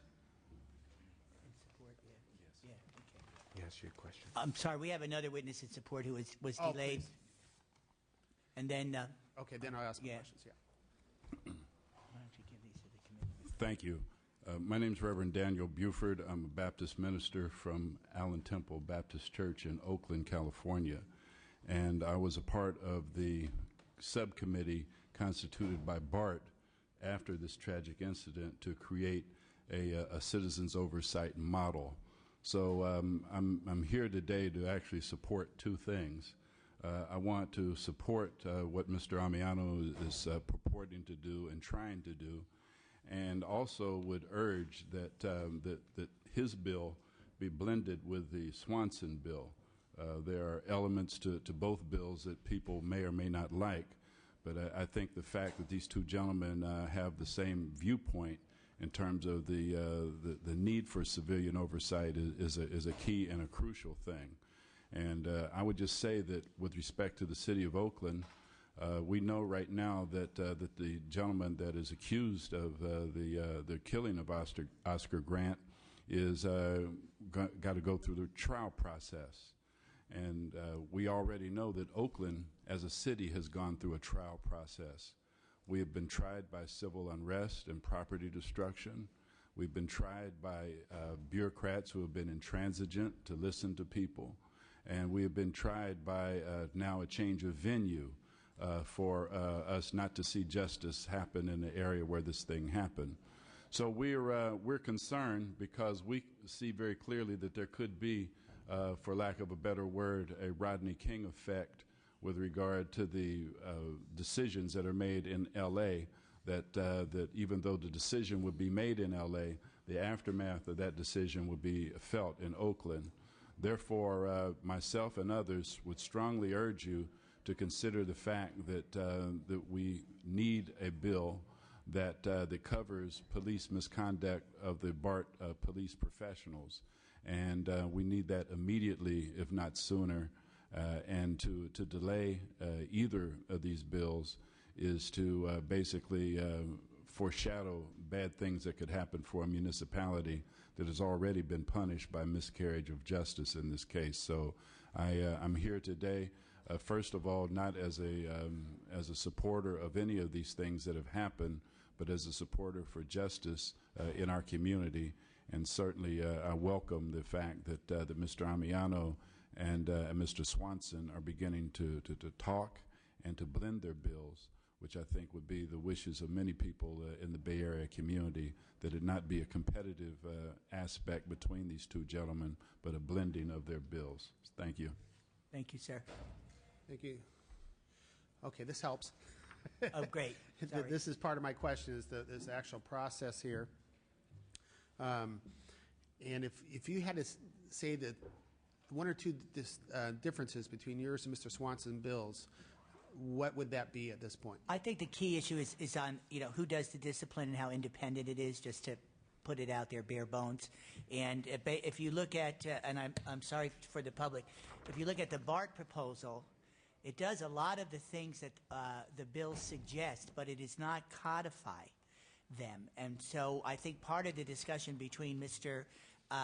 Swanson and I would be that how do we combine not only our bills, but actually codify what BART is saying it will do. And I have no issue with BART, and it's a genuine concern around this issue. Certainly they've been dealing with it in the trenches, for over a year, and and it's been very, very contentious. But you know how it works here. I can give you lip service, I can be sincere, but if it ain't in the law, it ain't going to happen the way that we would like. And so that could be part, if in fact, whatever the committee's pleasure is, and I know Mr.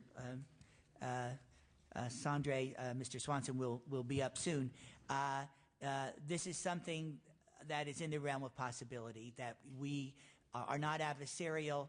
We have a different take on what would be sufficient independent oversight. I think that's what the community really wants, and what that process would be. I think there's a strong potential for each of us to honor our bills, and this is a double referred to the Appropriation Committee. So that's something certainly I would entertain.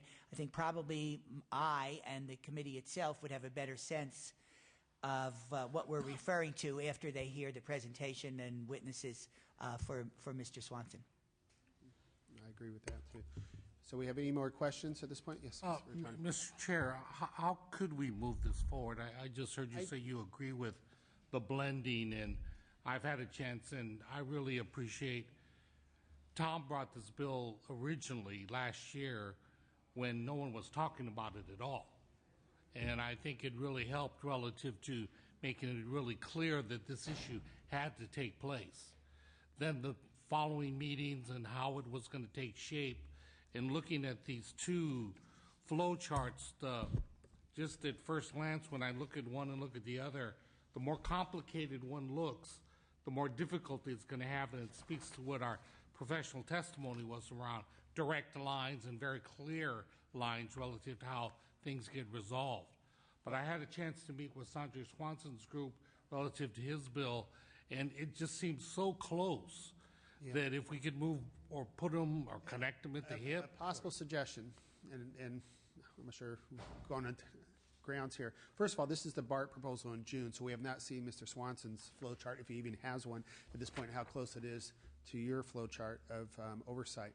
But possibly we could hear, you'll finish the testimony, finish the hearing on this, but possibly hold this vote until after we hear Mr. Swanson's bill.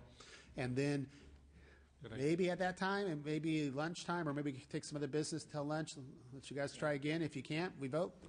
Well, any amendments cannot happen in this committee anyway, so they would have to happen in approps. In terms of process, I would be more comfortable in taking a vote on the individual ones and then seeing what occurs from there, rather than commit to So that. we'll hear them both, then we'll vote on both. Okay. Does that make sense? Okay, we had the support, now we're looking for opposition testimony in this case. Mr. Chairman, members, Randy Perry with Aaron Reed and Associates on behalf of PORAC. We're adamantly opposed to this bill. We opposed it when this committee held it and gave all of us involved in this issue absolute direction and a mandate to go back, and gave us the fall to try and work out this at a local level to preserve local control. And I am here to say we have done that. We went to Assemblymember Amiano, the chairman, on this issue when he first introduced the bill, and asked him to allow us to work this locally, with the full understanding that if they cannot work it out locally, that he moves his bill forward. It'd be difficult to oppose based on the fact that they are not doing anything at the local level. At the same time, we invited the chairman to be a part of the process down there.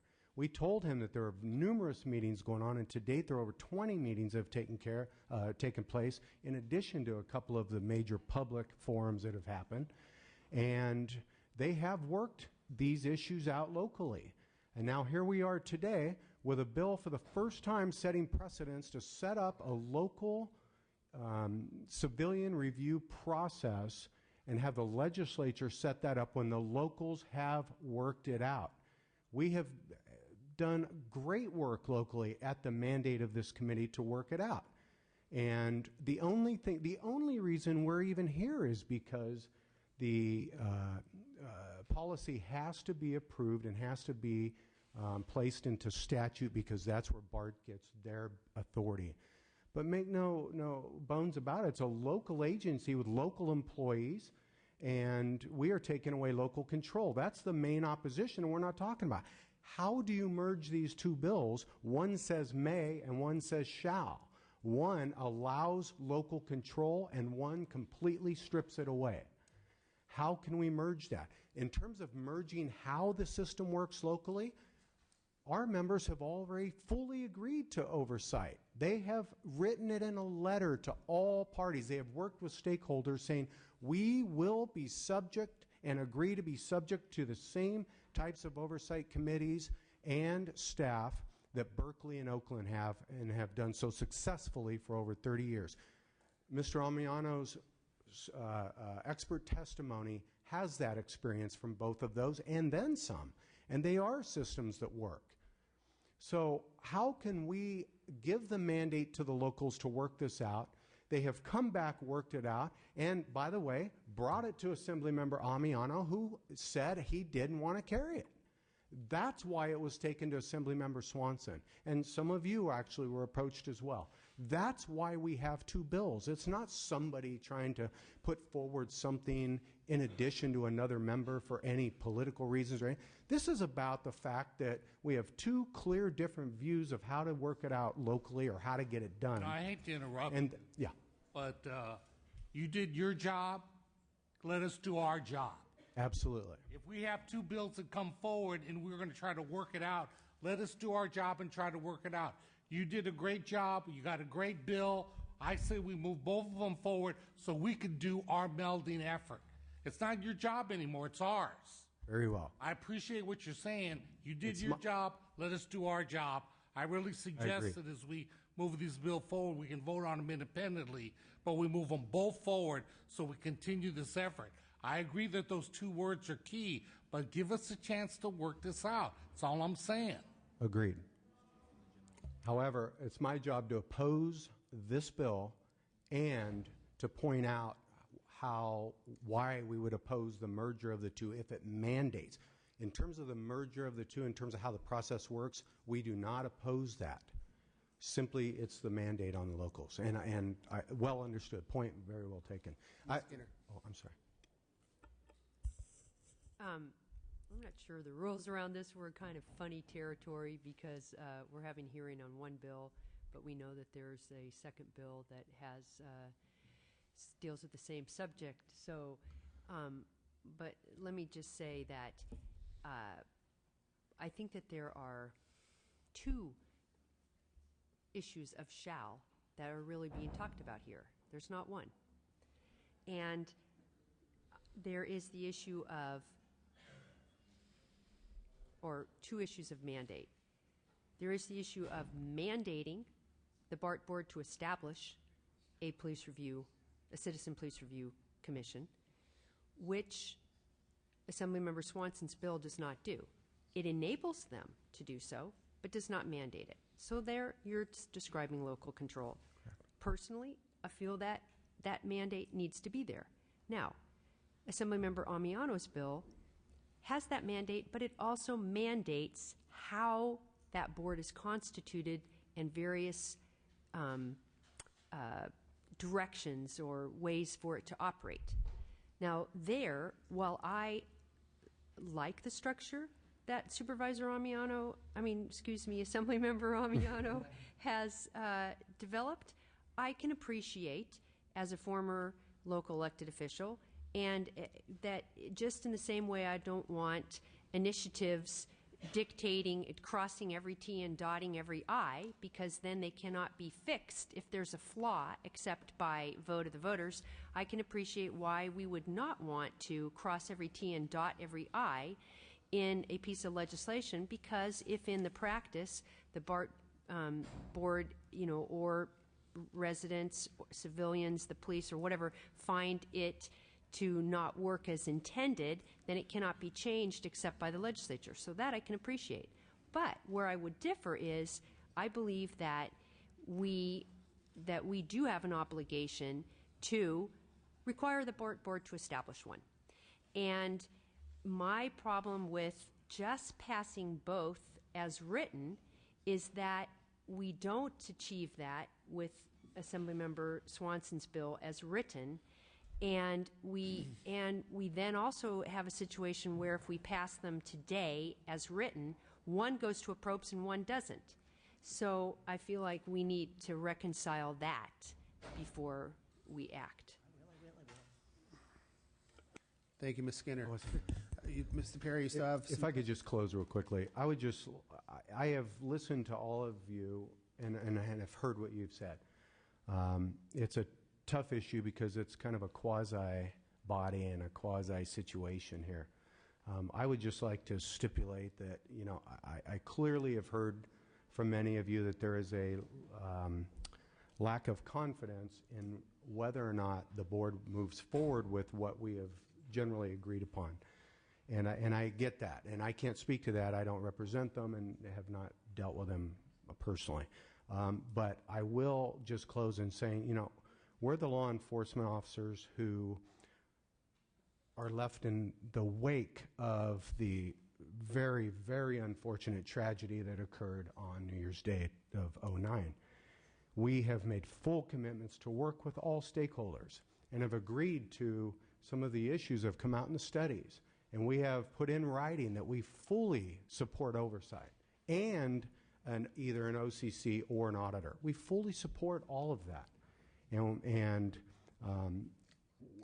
I can't speak to what would happen if they didn't implement it. I can only, I've seen the outrage that occurred from the community, and I would just guess that that would probably be the similar feeling if they chose not to go forward with what we've negotiated. So we're just asking, please allow us to move forward. This bill can get to the governor as soon as possible. We could even put urgency in it and have this implemented very, very quickly. Thank you. Tim Yarian, representing the Association for Los Angeles Deputy Sheriffs and the Riverside Sheriffs Association. I want to make it clear first, we don't have a dog directly in this fight. This is a local issue. We are concerned for the reasons that PORAC stated, and we're supportive of PORAC's position, that the best solution is a local solution to this. In San Francisco, as Assemblymember Amiano pointed out, they have an oversight civilian commission. We do in Los Angeles. This is something that's been worked out at the local level, and it works best when the police officers and the community get together to work out a process that represents something that everybody agrees upon. I think that we would withdraw our opposition when whatever legislation is passed memorializes that agreement. But until we have such an understanding, we would remain in opposition to this bill. Thank you. All right, any other opposition at this point? Seeing none, Mr. Chair, would you like to close? Yeah, just a few. You know, I come from local government, 4 years on the Board of Education and 14 years on the Board of Supervisors. You know, and I am sensitive to that issue. However, BART is in a very unique situation, and historically, and the gentleman was candid, and I appreciate that, but also understated the lack of trust. It's been almost 20 years, and BART has not gotten a handle on this. Now, they've done a great job in terms of transportation, and that's where their expertise lies, but they do not have the expertise in public safety, and unfortunately, we have a number of deaths to verify that. Also, it's a multi-regional transportation agency. It's very, very unique that way. The BART Board of Directors, as a local government body, cannot establish anybody which is independent from itself. Anybody created by the board can also be disestablished or manipulated by that board. It requires, the history requires it, the purview requires it, because it can be a state purview. The other thing I'd like to say in terms of Mr. Swanson, with all due respect, I do feel that there is a deficit in his bill. His bill is not keyed fiscally, and mine is. So if we pass his out, it goes to the floor, and mine must go to appropriations. Mr. Swanson and I both have to establish a great deal of trust before I can urge you to pass his out. We are on that way. We are definitely on that way. However, I have to ask you, members, to pass my bill out independently of Mr. Swanson's. We can then hear his presentation, and what the pleasure of the committee will be the pleasure of the committee. But I strongly urge you that if we had been sitting in these seats 10, 15 years ago and taken action, some of the tragedies that have happened most likely would not have happened. BART came here last year and promised to do certain things, and my bill was put on hold. Wasn't happy with that, but we have been gracious about it. I've spent many hours deliberating on this issue. We've had staff time that's been quite extensive, attending the community meetings, talking to all sides. And this bill is a product of that. and it's a product of principled, unbiased recognition of local control and what the community wants, which is reassurance from BART that they'll do it. And having something like this in a plan without being codified, it's not going to happen. Boards change. General managers change. Police chiefs, as we see, change. We need something institutionalized so we don't go over this again and again and again. I urge you strongly to please vote this bill out of committee. Thank you. At this point, I'll entertain a motion. But we won't take the vote until after we hear the Swanson's bill. But I just want to make sure we have enough to... Correct. And, okay, it's moved by Ms. Skinner to do pass to appropriations. Second, Mr. Furutani, and we'll hold that vote with the chair's permission until we hear Mr. Swanson's bill as well. I would rather we take the vote now. We have an absent member as well, so if you want to put it on call. I'm still trying to figure out the difference in the bills, but if it's the, if you prefer to go ahead and hear the vote now, we'll go ahead and take any statements at this time. Anybody want to talk about this bill?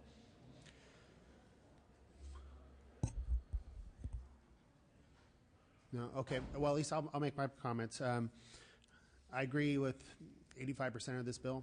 I do also know that we have, as a legislature, done a lot of giving out our oversight and review to non-political bodies.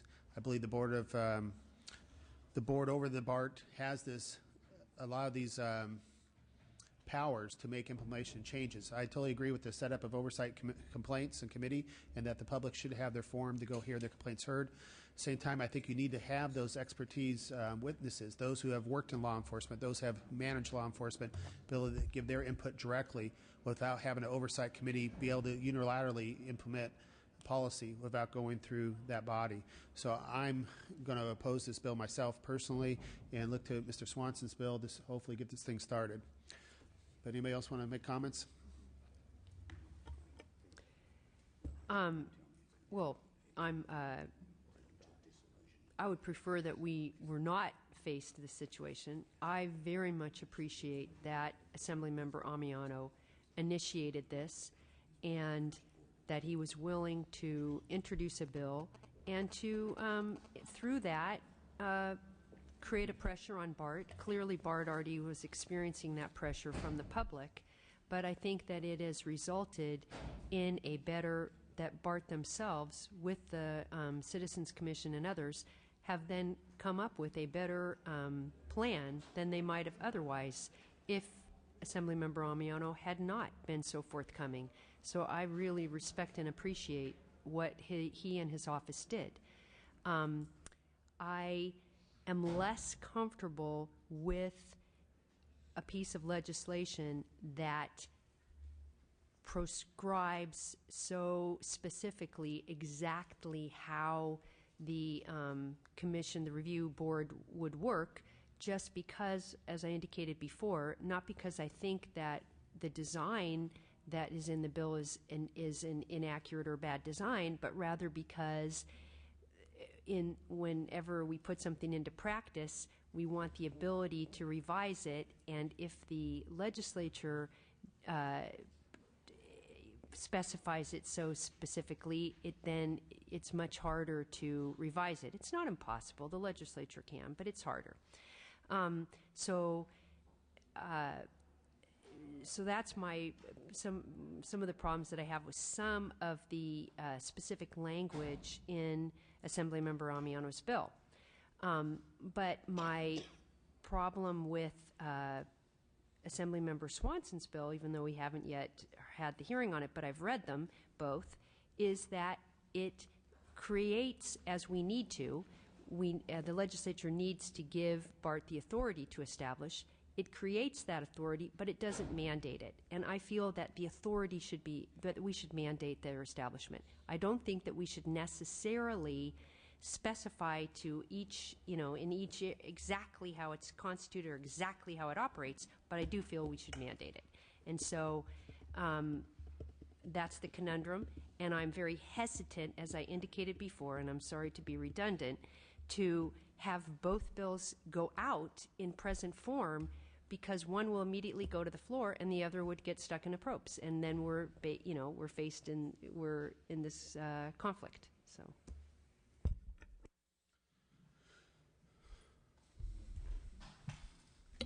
If I could just address the body, I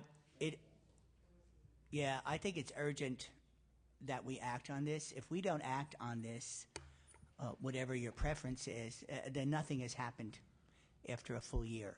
So I'm a committee member here as well as the chair, and I recognize the significance of doing nothing. We cannot do nothing. My recommendation is to vote this bill out. Let's see what Mr. Swanson has to say. If his gets voted out too, even given the situation with the floor vote and appropriations, we are making amendments so that in appropriations that I think would reduce the fiscal. It's not that expensive, so there is some light of day there. I still would like to move this vote now. I would respect the pleasure of the committee if they don't want to do that, but I would be more comfortable that way. Would like to hear Mr. Swanson out about this conundrum of going to the floor and appropriations. I can tell you that in conversations with appropriations, we are willing to amend to make that a much easier go. And that's the last bit of information. And thank you for hearing me out on this. So, thank you. We do have a motion second. I will offer that this bill probably will be on call. So if you want to abstain at this point and hear the second bill out, you can probably make your votes a little more apples and oranges at this point. So then, Mr. Chair, we can do that if we abstain at the moment. You won't have enough to go defeat it or whatever, will be put on call afterwards. And then we could vote later. Correct. Today. It'll be right after. It'll be today. It'll be at the end of the hearing, probably. It'll be on call. Because for me, the issue is contingent on both of them going forward. I agree with Tom. We got to move something forward. But if we move them both forward, then we can resolve the issues that are at hand to try to meld the two and come up with a better bill. Correct. Okay. Yeah, Mr. Chair, if I could just add, I agree with the comments. I will be abstaining on the first vote as well because I do want to hear Mr. Swanson. And the concern is the same that's been raised, that both bills can proceed simultaneously so negotiations can move forward so that they get to the floor at the same time, or that they're worked out as one preceding that. And that would be the only way. To me, the issue is we need to do something. We need to do it today. Interestingly, the BART citizen oversight model that on their website, it talks about how they shall establish, the Citizens Board shall be established. They talk very candidly about that this is what they plan to do. The difficulty, and Mr. Almiano expressed it, and I've experienced it, is the lack of real, I guess, long-term trust that BART will live up to the commitment that they may make today, or they may not, and that's the concern. So we need some teeth in it one way or the other, whether Mr. Swanson's bill has it, or we have to resort to using the teeth that are in Mr. Almiano's bill. So we'll plan on voting after the fact for me. Okay, we do have a motion and a second. I guess we'll do a roll call vote. Amiano? Aye. Amiano, aye. Hagman? I'll abstain. Hagman, abstain. Furtani? Abstain. Furtani, abstain. Gilmore? Gilmore, abstain. Hill? Hill, abstain. Huffman? Skinner? Skinner, aye. It's on call. It's on call. Thank you, Mr. Chairman. Okay. We'll pass it back to you, Mr. Swanson. All right. Thank you very much.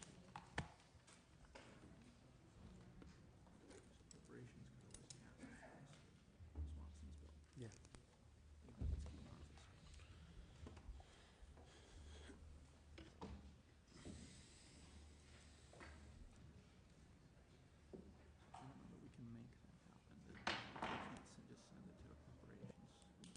All right.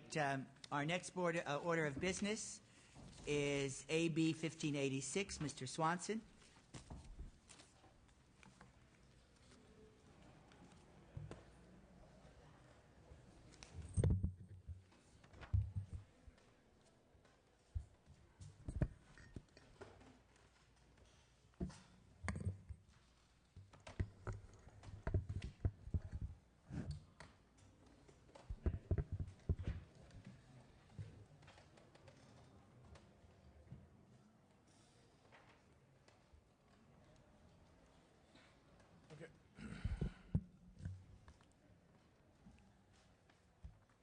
Thank you, Mr. Chairman, and committee members. First of all, let me thank the chair for originally bringing this issue to the Assembly. Once Mr. Amiano's legislation was introduced some time ago, I did not feel the need to introduce any legislation. That matter came before the Public Safety Committee. It did not receive a favorable vote, and the Public Safety Committee said to Mr. Amiano and the community to go back out and have meetings and come up with a bill. And I think I was probably the last opportunity that the coalition of community people and local police had in approaching me to carry the bill. And I think that I wanted to just be clear about the fact that I have respected Mr. Amiano's leadership on this question and his passion on this question. And we met yesterday, and I also told him that, I've been here long enough not to be concerned about pride of authorship. And there's an open invitation for him to join in the sponsorship of this bill. But I also made it clear that any changes in the bill would have to be brought back to the same coalition that came to me and asked for the bill.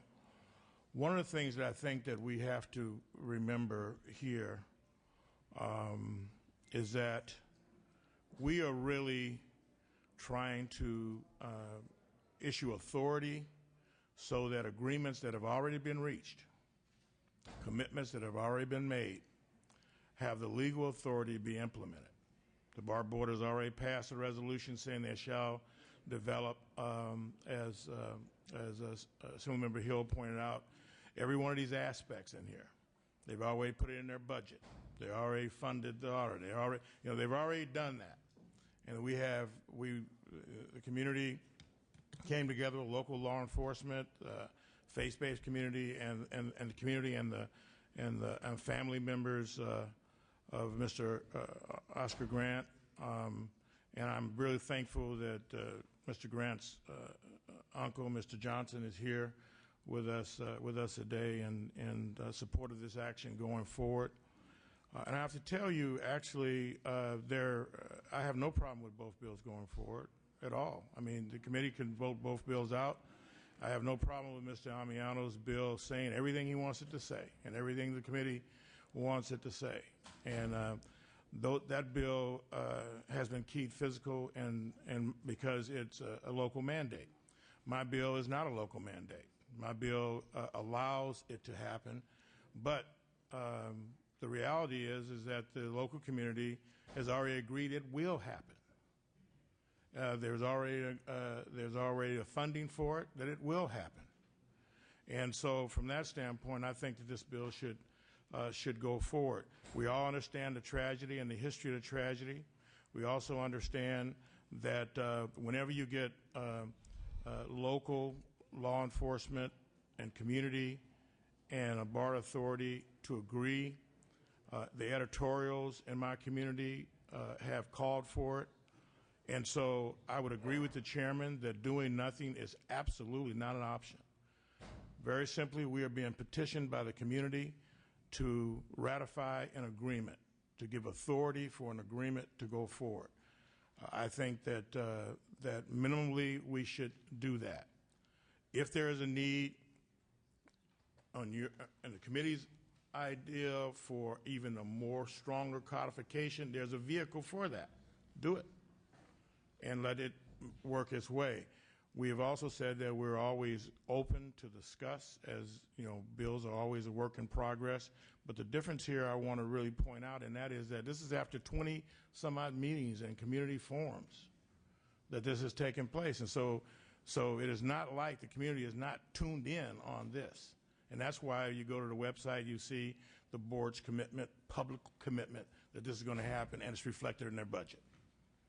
Now, so anyway, that just sort of pointing that out. And let me ask my witnesses to testify on the bill. we have Carol Ward Allen from the BART board, and we'll have her start off with the permission of the chair. Thank you very much, Mr. Chair and members of the committee. I am Director Carol Ward Allen, representing most of the Oakland area and all of Alameda, which is located, and I just want you to know that this particular incident took place at the Fruitvale Station, which is in my district. I'm passionate about this issue. I'm very concerned, and I do believe it's BART and all the BART directors and our community want to see something happen here. We would love to, we are supporting Assemblyman Swanson's bill because we know that he has the same passion. He is from our community, and he has been part and parcel of everything that we've done, and we know that we can get a bill out of him. We also know that this tragic shooting that took place at the BART station last year, which brings us here today to seek legislation and approval of a bill that would allow BART to implement the model that the BART board has unanimously approved. And it is because Sandre Swanson responded to requests from BART and the community members with whom we worked, we now have the ability to amend the BART Act to establish a strong, independent citizen oversight structure for our police department. As was mentioned, we held over 25 meetings. I chaired them all, and Amiano, his staff, has attended those meetings. After months of deliberation among BART board meeting members, numerous meetings to receive important public input and consultation with local community leaders and law enforcement officers on how best to establish a citizen oversight process of our police force, the BART Board of Directors unanimously adopted a citizen oversight structure last August.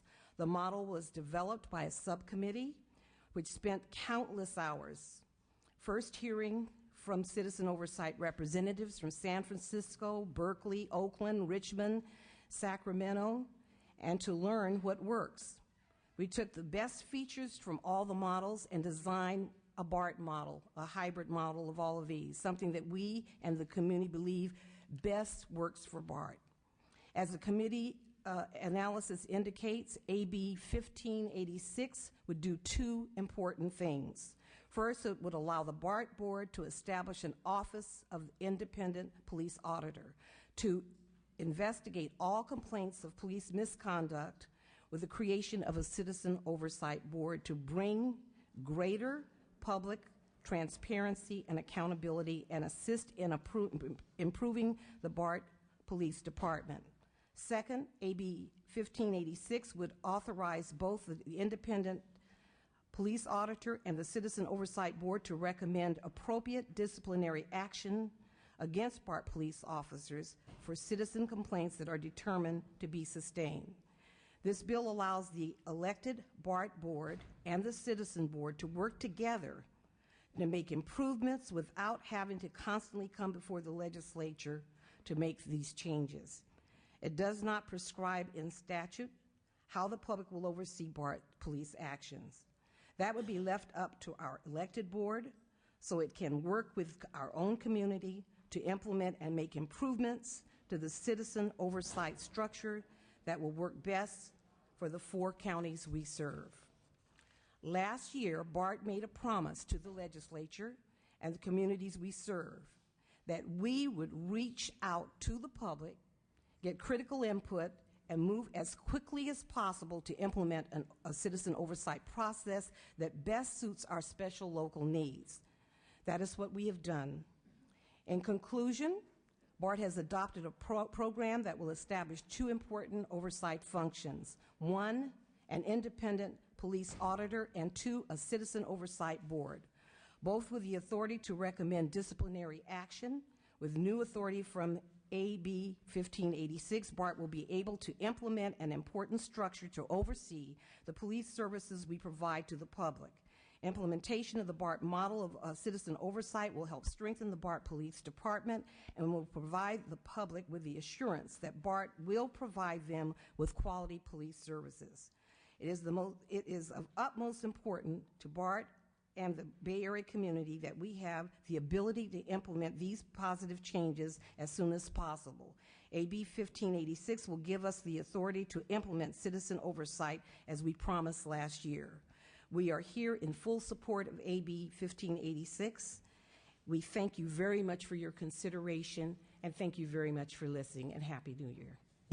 Thank you very much, and I ask the remaining witnesses to please keep the presentation as short as possible. We did exercise that with the people in support, and it's better for the committee members just to get right to the point, express your opinion, and then we can go from there. And I say that with all due respect and a lot of gratitude. Thank you, Mr. Chairman. Mr. Johnson.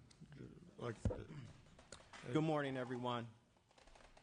My name is Cephas Johnson, and I am the uncle of Oscar Grant, the now deceased young man who was my sister's son, Wanda's. Our family has suffered a great loss this year due to the shooting that took his life on January 1st on the platform of the Fruitvale BART station. We have struggled mightily with our sadness and our anger every day because of his loss. But we have vowed to find meaning in this tragedy by working to make certain that such things does not happen again. To that end, I have participated in many months of work with BART officials in the community to inject a citizen oversight component in the BART Police Department. And we have come up with a framework together that must be implemented now. I stand here today urging the state lawmakers to pass AB 1586 to establish citizen oversight of its police force this year. I stand here today with members of our community and BART board to say that we commit ourselves to finding solutions. We have no time to waste. Lawmakers should not make us wait to allow an independent set of eyes on the BART police force and some common sense improvement to training and the use of force that a citizen committee and an independent auditor will help to accomplish. In the weeks and months after the death of my nephew, elected leaders expressed outrage and sympathy to us, and I took comfort in their words. But what matters most is the effort to find ways to be certain that this mistake will not be repeated and that other families will not have to experience a similar loss. Citizen oversight will help us improve the BART Police Department, and the state legislators need to share our urgency in getting this done. Thank you.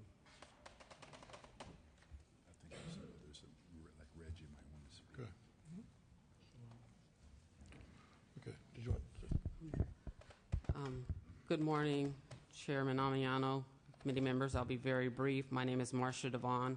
I'm the Deputy General Manager of BART. I just want to reiterate that the BART Board of Directors has already taken action to establish citizen oversight of the BART Police Department when it adopted the BART model of citizen oversight by resolution on August 12, 2009. The only thing that is preventing implementation of citizen oversight at BART is the legislative authority that we are here seeking this morning that is provided in AB 1586. We urge your passage of AB 1586 out of committee today. We have worked for months with our police officers, with members of the community, and this model has the unanimous support of the BART board, the general manager and management of the BART agency, our police department, and strong support in the community. And we thank you for your consideration this morning. Good morning. My name is Reginald Lyles, and I served as the consultant to the BART board. I also did most of the writing of this hybrid process. I'm a former captain in law enforcement. I spent 20 years in the Berkeley Police Department under citizen oversight and worked with our new interim chief at Burt Butler. I want to just say this. We have a process already paid for ready to go, with everybody agreeing with it. Our real concern is that if the process goes to appropriation with the condition of our state, will we have any concerns there about it being funded? We may have a shell, but no funding, so we have nothing. But this system we have right now means that we have a system, oversight, citizen participation, police officer agreement to it, and funding. Thank you very much. All right, thank you, sir. You were fast on the draw there. And I appreciate that. I'm going to ask anyone else to either just identify who you are, express support or opposition, so that we can get on with the business of the committee. I appreciate that very much, sir. I'm Keith Muhammad.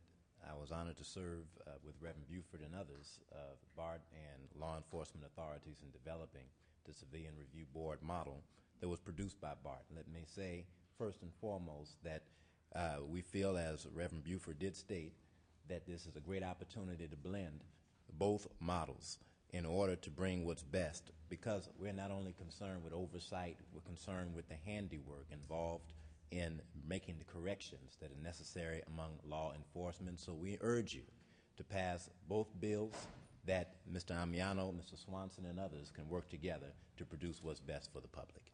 Thank you, sir.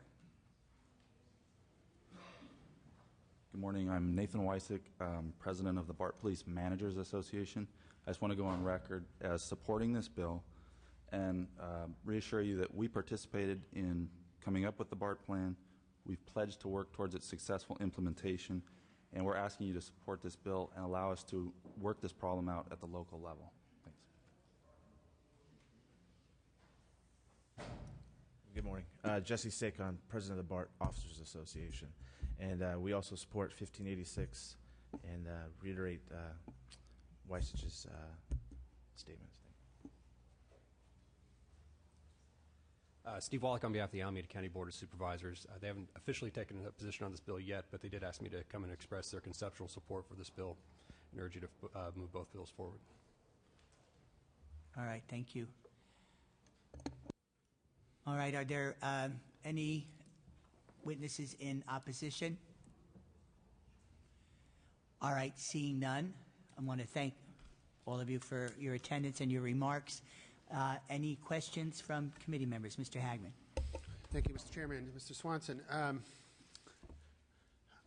there's like two words here that we're fighting over. Those are the shalls and mays. And I guess on the first shall and may, I kind of agree with my colleagues that there should be a oversight committee. I think when it comes down to when we give legislative mandates, then we're forced to pay for it. And that's, I think if we change that first shall to a may, you may be able to set up an oversight board versus a shall set up an oversight board. Then we do automatically probably kick it over to appropriations, and we have to be at the beck and call of the state having funds to fund that mechanism. Is that my understanding correctly? Yeah, right. And I think that the issue is there will be, I would imagine Mr. Amiano's bill is going to go to appropriations, and I imagine that it's going to have the appropriate amendments that the chairman outlined. And so whether or not appropriations is going to vote on this question, they are going to vote on it through Mr. Amiano's bill. So there really is need to mandate this bill to go to the appropriation process. We have agreed that our lines of communication will continue to be open here as this moves forward. And so there is certainly a vehicle by which every expression that the committee wants to make will be heard in appropriation. I don't share the lack of confidence that this bill, that the BART board or the community or local police officers association, I don't share a lack of confidence that they've gone through all of this and nothing's going to happen. I think that it absolutely will happen, and so this is the product that they came up with. But are we open to receiving discussions on this stuff? We are, but it's the process that's open. That is the board and the coalition that support. So, and just trying to make sure it's clear in my head too. Yeah. So the two main differences are the first may and shall establish the board. There's two differences. And then the second one is more of the oversight board may have authority directly to change policy versus going through the elected board members of BART and to the general manager and police chief. Yeah, and it's also, as the chairman pointed out, it also is a question of discipline and who issues discipline right now. It's issued by the police chief and the city, and the police chief and the BART general manager, who are accountable to the board. And so that's the other question. So I think that there's no question, first of all, that there is this difference, but I think it's a difference that should not be of concern, because there's too much that has taken place, and anyone that has watched this over the last several months would have to be really blind to the fact that this is going to happen, and that's why it says on the BART website, and they've already passed a motion to do it. They've already allocated the funds to do it, and so it's going to happen. So I would not think that fear would take place. In addition to that we have a remedy for things that we pass through this House where people commit themselves to make it happen. It doesn't happen. We do have a remedy, and with your support and the chairman's support, we have a way to revisit this question if, in fact, that became not the case in an urgency manner. Thank you, Mr. Chair. We've talked about the shalls and the mays and the issues that have been raised by that, and I certainly support the idea of a shall, but understanding the consequences of appropriations and the mandate aspect of that. The question now seems to be, if we were to pass both of these bills, it's one of timing. Would you agree to hold your bill until Mr. Amiano's bill goes through appropriations and they both are ready to go to the floor at the same time? Yes, me and Mr. Amiano have talked about this, and we're pretty candid with each other about this issue. Matter of fact, if his bill died in appropriation, I would invite Mr. Amiano to be part of this effort and see, what could, what we can work out. We simply want this to happen. Is the point now within this small window time frame that we're working with because of the bill having to get approved? I think that there will be an opportunity for us to see what happens in the appropriation process. Very frankly, since the chairman and I agree on the fact that doing nothing is not an option, strategically, I like our bill going forward as it is. Mr. Amiano's bill being amended in a way that he feels would get it out of appropriations and address the concerns that have been raised. And then at that point, we're in a position to consider how both bills go forward. But I think it would be a little foolish of us to try to force this bill into appropriations. I don't think there's a member up here that would want their bills forced into appropriation, and so that obviously we can't agree to change it in a way that forces to go to appropriation. But we encourage for you to pass both bills out and give it a chance. But I just don't think that we're far apart. But we do not want to disturb the agreement that we have with community and local. May I follow up, Mr. Chair? Thank you. And I agree that the agreement is kind of a great bond that's been created, and no one wants to disturb that. And I just wanted to bring clarity to my comment. If Mr. Amiano's bill were to go into appropriations and not come out, then that wouldn't mean that your bill would not go forward. And to bring it also doesn't mean I'm not going to work with the chairman. I've already pledged myself to work on that, and that's good. So did I hear you say that you would bring your bill or hold it until such time as Mr. Amiano's bill either dies in appropriations or comes out of appropriations, so that they can both be heard on the floor at the same time? Yes, we're up against a legal deadline, and we're not going to compromise our ability to have a bill heard in a timely manner. Having said that, we've already talked about, I think appropriation is scheduled to hear the bill, Mr. Amiano's bill. When would that be? Do we know? Next week, and we have to pass both bills out by the 29th or something? Right, so we're talking that time frame. That's the time frame. So you'll agree Yeah, to it's do not that. going to be, yeah, that's the time frame. And so would I rush the bill to be heard on the floor before appropriations? No.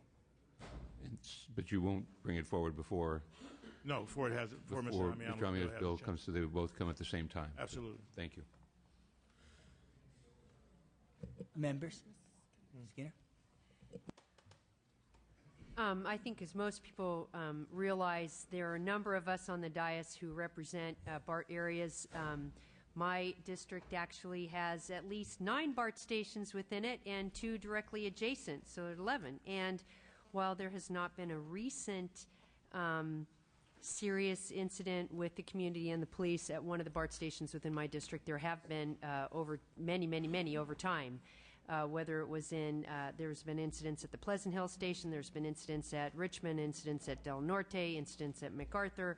So this is not to, I mean, these incidents with citizens and police happen everywhere, so those are not unique to BART by any means, but I think that I just want to kind of clarify for the record that there are many of us here on the dais who represent BART areas and interact with the BART police, interact with BART board, BART management, and of course residents who utilize the transit system. I appreciate Assemblymember Swanson your willingness to allow to hold the bill until we see what happens with Amiano's in appropriations, and I also appreciate that both BART management and the people, the residents, people, experts that were participating in the process to develop, would like to see the review constituted in the way that they worked on. So I respect that, and I respect that there is, some feeling of sensitivity that Assemblymember Amiano's bill more prescribes exactly how the process would work. But I still am a little bit stuck on the issue of where I feel that Assemblymember Swanson's more reflects the ability for BART to proceed in the way that the community and BART have worked out. It doesn't mandate it. And so while I agree with Assemblymember Swanson that I'm confident that you will act now, I am. I don't doubt that. But what I'm concerned about is the future. And as we know, BART boards change. BART is just, and it was already said, I don't need to repeat it. Assemblymember Amiano raised that. So that's my concern. And if we look at Section 2, 28767.8, the first line 3, it says the board may establish. Fine. And then it goes forward. But then in line 18, it describes how the board shall. There's a variety of shalls within that. Now, those shalls come after a may. So those shalls only legally take place if they act first, right? But then on line 20, it says, notwithstanding this authority, the board may, by resolution, authorize the Citizen Review Board. Well, it's there that I would like a shall. Now, certainly, I don't want to force this into a propes, and I'll be honest, I don't quite understand exactly what forces things to be in a propes. I had a bill in the last session that didn't have any general fund cost whatsoever, and yet it got stuck in a probe. So, what gets things stuck in a probe is somewhat, I wouldn't call it a full mystery, but I'd certainly call it a little bit confusing. But I would be more comfortable if there was just that requirement of the board to establish a citizen review process. Okay. Let me, Mr. Chairman, with permission of the chair, let me say, first of all, the board has already taken action that this will take place, that it will happen. And with reference to future boards, of course, we can, if you want to tweak the law, once there is a law, I mean, we're trying to establish a foundation. There is no foundation. And we're trying to establish a foundation. And I think that that's what's important at this point. But when you look at the board's action that's on the website, that's public for everyone to see, that's in response to hundreds and hundreds of constituents that have went to the hearings and participated. They have passed the resolution. They have put the money in the budget. They have, all that. So I would say that had that not happened, maybe the suspicion, is well founded. But I think with this board and this agreement that will be implemented by the passage legislation, I think that is satisfying to me and to my colleague, Mr. Hill. Obviously, it's easy for us to wait for appropriation to make a determination. Once that's done, of course, we will proceed. And even if that bill is not successful in appropriation, our offer to continue to work with the chairman is there. And I think that I have a great deal of respect for Mr. Amiano and his leadership on this question from the very beginning, which is the reason why, in the very beginning, even though Mr. Grant lost his life in my district, that I did not try to intervene. And so I have a lot of confidence in the chair and his work on this issue. And so that will continue to be the case as this bill moves forward or as both bills move forward.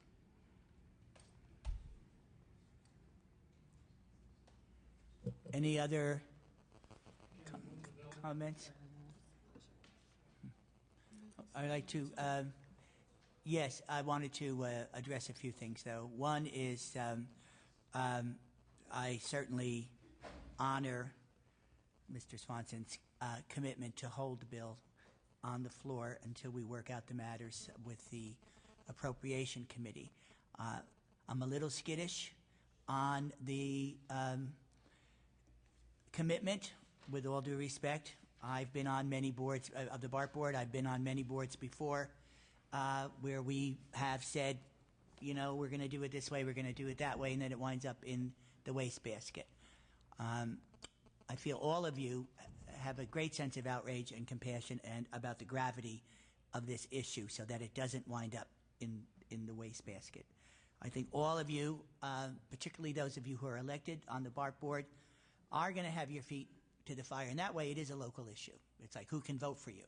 Now remember, people on the BART board can be voted on by district, which means San Francisco has a vote too. I would hold you to the higher standard, but I'm still skittish about it. And that comes from many, many years of being in elected office, my own vulnerabilities, and the reality of the situation. I need a commitment, Mr. Swanson, on the content here, that if there is, in fact, some dispute over mandating, not mandating, over shall and may, that if we do proceed and you do get my vote, that it's going to be real. Because I don't want to be adversarial to you on the floor. I do, and I think one of the benefits you have is that I do believe, in fact, that we cannot go backwards on this. We have to go forward. I'd say a year ago, nothing was happening. Nothing. We've advanced quite a bit. I want to advance this more. Saying that if I get that commitment from you on content, so we can fight over shall or may, between us, and not have the door closed, and that would make my vote easier.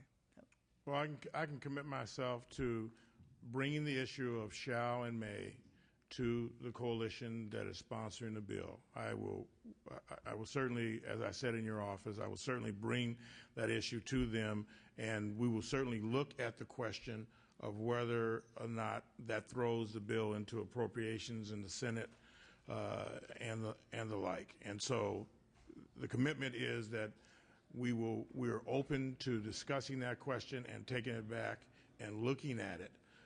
And that is on the question of shall versus may, with But that's all I can promise is that we will discuss. And you know, that's fair. I'm just, you know, sequencing, you know, we'll have to look into the sequencing, but, you know, I don't necessarily want to force your, you know, because we're being open and candid here, I don't want to force your bill into appropriations. I don't think you wanted to force mine either. You know, we all know that as members. It's that I get it out of appropriations. Maybe that's then the time to talk about shall and may, but with some antecedent discussions. Yeah. No, I understand. But I think in terms of your coalition, and if they want to come and talk to me, that's fine too. If it doesn't happen in a way that really ensures independent oversight, if there's any fluctuation, if there's any, you know, rethinking, if there's any wordsmithing that invalidates everything, then we're going to have a war, and I don't want a war on the floor. Yeah. You know, and I know you don't either. Well, let me just say, all our supporters don't want that, but they all have to think about, and that goes for me too. They all have to think about what their reaction's going to be. There's your first reaction, which is hell no. I'm just speaking from my experience. Then there's, you know, a maybe, or maybe there's a way that we can phrase it so that almost everyone is happy and make a win-win. Right now, I think we're on the way to a win-win, and in that spirit, you know, I urge an aye vote on mine. I urge an aye vote on yours, and in that spirit, that's where my vote's going to come from. And obviously, I don't want you to lose face. I don't want to lose face. This is a very, very important issue. Frankly, it's not local. It's bigger than local, because oversight of the police is something endemic in our society. There's all kinds of abuses. There's all kinds of remedies. And many times in my dealings with law enforcement, they have agreed. But it took negotiation. So I'm not trying to paint this in an either-or situation, but there's some minimal content here that, you know, if it's not in there, and if it can't be agreed to, then I don't want to be made to look foolish because, you know, that I voted for your bill to get out of committee. You know, I want respect for that. And I want to recognize candidly that sometimes you can put people in a position like that and say, well, you know, if you don't agree, you're not a statesman, you're not a compromiser. You know, I'm from New Jersey. Just like everybody has a reality check, I have a reality check too. So I want something to happen. To me, that's the overriding issue. And I want respect between our differences, which I feel very assured, knowing you personally and professionally as well. But I need to say that my aye vote for your bill is contingent on our follow-through. And that I fully admit, even because there is no certitude, I fully admit that it's a risk. But for the good of the community and for those people who died and should be with us, I will honor that and put myself second. Mr. Chair, I move the bill.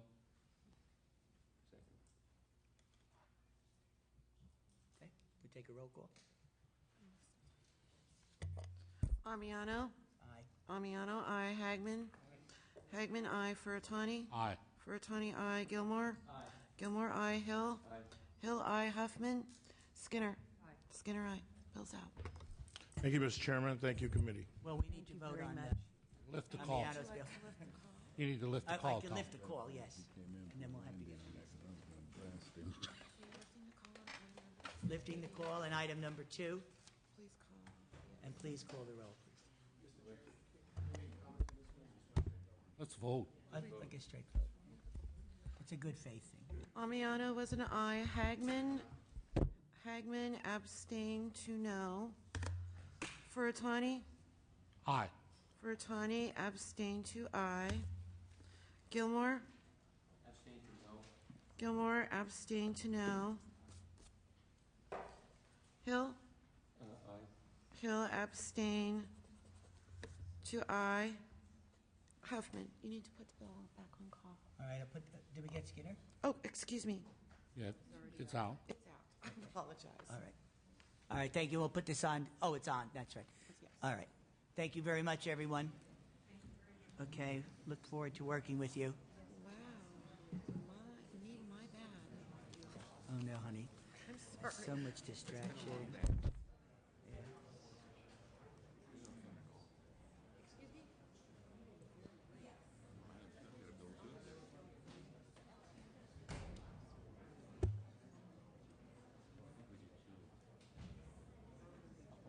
I'm hoping to.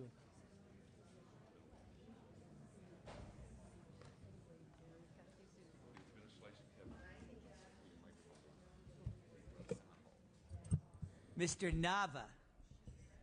Yes, Mr. Chair and members. Yes, it's been great anticipation. We'll be waiting for your presence. I'm so happy to request you make your presentation. Well, and I'm happy to present a non-controversial bill. This is Assembly Bill 984, the Witness Responsibility Act. Good afternoon, Mr. Chair and members. Let me mention, should it be the wish of the committee, I'm prepared to take amendments that add domestic partners to the list of people to whom this section will not apply. And I am asking the committee to vote in support of AB 984 to join Massachusetts, Ohio, Wisconsin, Nevada that have legislation that does contain with it the responsibility that a witness to a violent crime has an obligation to report that crime. By way of background, on October 24th of 2009, a young woman only 16 years of age left her high school dance to get a ride from her father. She joined some young men and began drinking with them. They soon began their assault. Several of the men beat her, robbed her, and began repeatedly raping her, while people looked on without taking any action. Police think that there were up to 10 attackers and anywhere from 15 to 20 people stopping to watch. Authorities said people took photos, laughed, and some joined in as the girl was repeatedly assaulted. People came and went, and none of them called the police. If you are familiar with this crime, it was a young woman who heard of it secondhand, who took the time to make the phone call.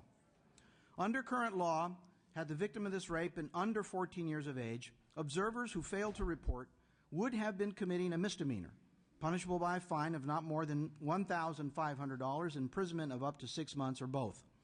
The victim in this case was 16, which means that the witnesses who did nothing cannot be held accountable. AB 984 eliminates the reporting requirement that the victim be under 14 years of age. All victims of violent crime deserve to be helped. It is appalling that this young girl in Richmond could have been saved from hours of torment and pain. Instead of stopping to snap photos with their cell phones, witnesses should have been using them to call for help. There was at some point during this attack, she was found cowering, crouched underneath a bench. Current law already compels citizens to report the most heinous violent crimes, but it makes no sense to put a value on someone's life because of just their age. Clearly, there is a problem with existing law when witnesses to a crime are not held accountable for something as simple as calling the police. What kind of message are we sending when we say it's okay to stand by and watch a person being brutally victimized over and over again? I would ask for your aye vote for this public safety message. And for those of you that haven't had an opportunity to review the letters of support, let me make it very clear. I have here from PORAC a letter of support for the legislation. Crime Victims United, a letter of support. The Riverside Sheriff's Association, a letter of support, as well as the Association of Los Angeles Deputy Sheriffs. We do have witnesses in support, Mr. Chair.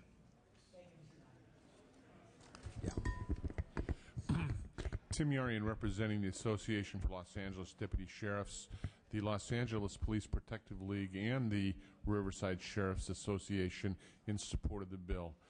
Quite frankly, this law was designed to protect children, and yet we had a 16-year-old girl, by virtue of the fact that she's 2 years over the limit, was subjected to brutality. We're not talking about crimes of going into the laboratory and dealing some pot or something like this. We're talking about murder, rape, lewd acts of violence. We're talking about heinous and terrible crimes here. I think it's a good public safety policy. I think for victims, it's a very important protection for them, and we urge your aye vote for this bill. Thank you. Thank you. Dawn Kapke with McEwen Associates on behalf of Crime Victims United of California, also in support as indicated. We would echo Mr. Yarian's comments and encourage your aye vote on this piece of legislation. Thank you. Thanks. Others in support? Tammy Strobel with the California Coalition Against Sexual Assault and strong support. Thank you.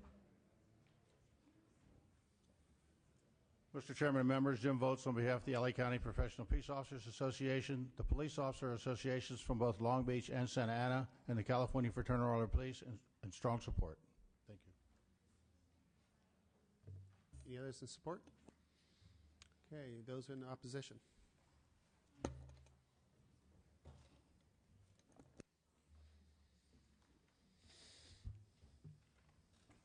Good morning, Mr. Chair and members. Ignacio Hernandez on behalf of the California Attorneys for Criminal Justice, Statewide Association of Criminal Defense Attorneys, and we are opposed to the measure as it's currently drafted. Let me just begin by saying that we all know or are familiar with what happened in Richmond and the tragedy there. But the first caution I have in support, if you're considering supporting this bill, is that the message this bill is sending, that this wasn't an isolated incident, that somehow up and down the state we have individuals who are not reporting these types of heinous crimes, and that's just not the case. And in some ways, I'm most struck by how quickly we're willing to change a statewide statute for a single incident, as horrific as it was. The other thing you have to consider is that this bill goes far beyond addressing what happened in Richmond. In Richmond, it was a question of how old the victim was, by a year or two. And there was a logic behind that, which I'll explain in a second. This bill lifts the age restriction and now opens up an entirely new area of laws that have to be, crimes that have to be reported, that can be extremely problematic. And this bill will essentially cause more problems than it will solve. Let me tell you first about the 14-year-old. I was here in the building in 1999 when that bill went through. There was not unanimous support.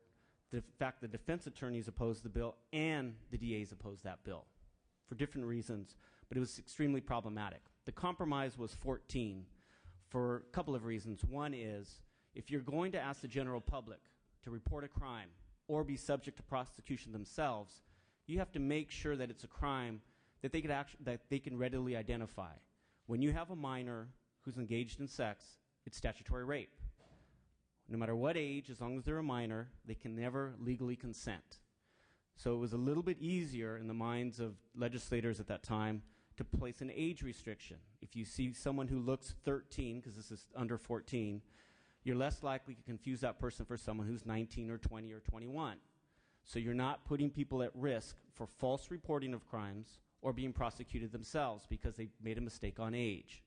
That's why we put in 14. By lifting that age restriction, we are now asking individuals to look at someone and decide not only their age, but whether the sex is consensual. To look at someone in our age group, perhaps in the park, having sex, and having to decide, is that consensual? Well, it doesn't look consensual to me. I'm going to have to report it. The general public is not well versed on deciding whether something's consensual or not. And again, we haven't had problems up and down this state with people not reporting rapes. We just haven't. Not when they've witnessed it. So this bill goes far too far. The other problem that we have with this bill is now you're going to criminalize the very individuals who you want to come forward. The problem in Richmond was that a number of individuals either participated, that's a crime already. If they cheered on the crime, that's horrific, but that's also a crime. If they walked by and said nothing, that's what we're dealing with. Part of the reason why those folks in Richmond didn't report the crime is there's not the best relationship with the police there, and that's the case in a lot of communities.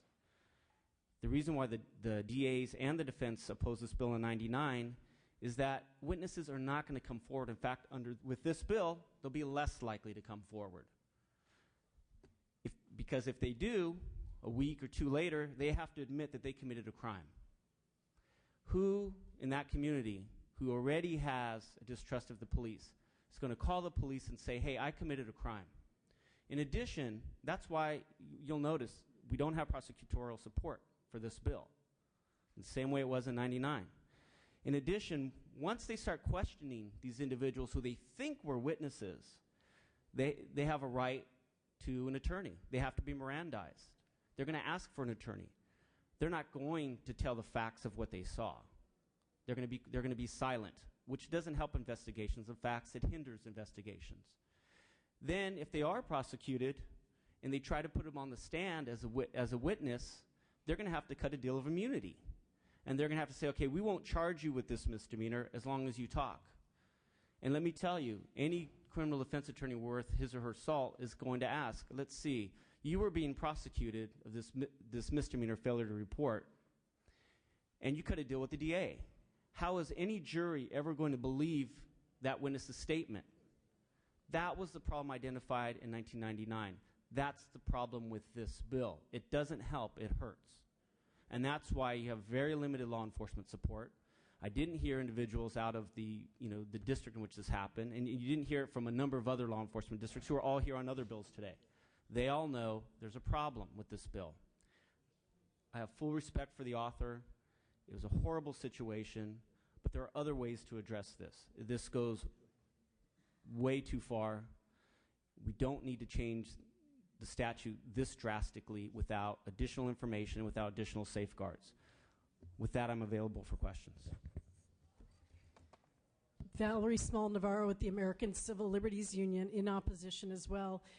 I will not go through any of the points that my colleague raised, and I'm going to make two quick points. One is that, generally speaking, in our jurisprudence, and I think the committee analysis actually refers back to the Magna Carta, we don't impose duty on people who haven't done anything wrong, criminal duty. We can do it in the civil context, but there's very few limited circumstances, usually where there's a fiduciary relationship where we impose a duty on people in the criminal law setting. So that's the first point. And quite honestly, there's a lot of better ways to get people to report crimes. If people feel more comfortable with the law enforcement that's guarding them in their community, they will be more likely to come forward. The second point is just on the bill itself. I think there are many, many reasons why an individual would not feel comfortable reporting a crime that aren't taken into account. For example, if an individual is suffering trauma, him or herself, or has become unavailable due to some other problem, or the person's an undocumented immigrant, they might not feel so comfortable going to law enforcement. So I would suggest to you, while the intent of the author is good, increasing people's willingness to report crime, there are many other ways to get there, and we don't want to increase criminality on people who have done really nothing wrong. So I urge a no vote. Libby Sanchez on behalf of the California Public Defenders Association. I think with this bill or any bill before you, the fundamental question you have to ask is it going to incentivize behavioral change, which will achieve the goal of the author? And unfortunately, in this case, we believe the opposite will occur. My colleagues have already articulated that very thoroughly, but basically we believe this will disincentivize witnesses from coming forward from rather than incentivizing them to do so. For those reasons, we oppose. All right, any questions? Mr. Nava, do you want to do a close? Or? Yes, if I could, please, thank you. First of all, let's address some of the misrepresentations. The false reporting issue that was used to sort of wave the flag in front of you and get you upset. You have to intentionally file a false police report. There isn't negligent filing of a false police report. And I do think that it is inappropriate to focus on whether or not the people of Richmond, as been represented here, have a positive relationship with their law enforcement officers. This isn't about Richmond, ladies and gentlemen. It's about Arcata. It's about Eureka. It's about San Diego, Santa Barbara, Los Angeles. Pick any other community in the state of California. Do not be misled by whether or not the people of Richmond are feeling warm and cozy and fuzzy with their law enforcement officers. This issue is much bigger and much more significant than that. When I attended law school, one of the things that people would use in order to try to distract those that had an obligation to make a decision about an issue was the parade of horribles. And it's a convenient exercise that all lawyers learn to do. And that is, you take every possible permutation, every aberration, and string them together all at once so that you are presented with a daisy chain of possible bad things that could happen. In my conversations with the opponents, I asked them, give me one example of a witness that had a problem with respect to reporting a crime when the victim was under 14 years of age. And guess what? They don't have any. So the argument that this is going to result in some sort of wholesale defection of witnesses is specious and has been presented to you in order to distract you from what exactly is the case here. And the situation is, this girl in Richmond was 16 years old. She could have been 15. She would have had no protection under the law. There's another version by Senator Yee that makes it 18. So who gets to explain to the 19-year-old that she was born a year too soon? And any other witness who's been assaulted, all my bill does, in spite of what you've heard here today, is strike the age. That's all. It doesn't eliminate any of the other protections that are incorporated in this legislation for people who feel that if they report that places themselves in grave danger. Those all remain as the state of the law. And I would say this, I don't know anything about the Magna Carta. I do know, when my opening statement to you, the number of other states that have taken a look at this issue and have lined up with me that the reporting of a crime shouldn't be subject to some artificial construct of an age of 14. That girl cowering under the bench after being abused for 2.5 hours obtained relief because someone else, not a witness, felt an obligation and a duty. I don't know how it was that she learned that she was supposed to do that.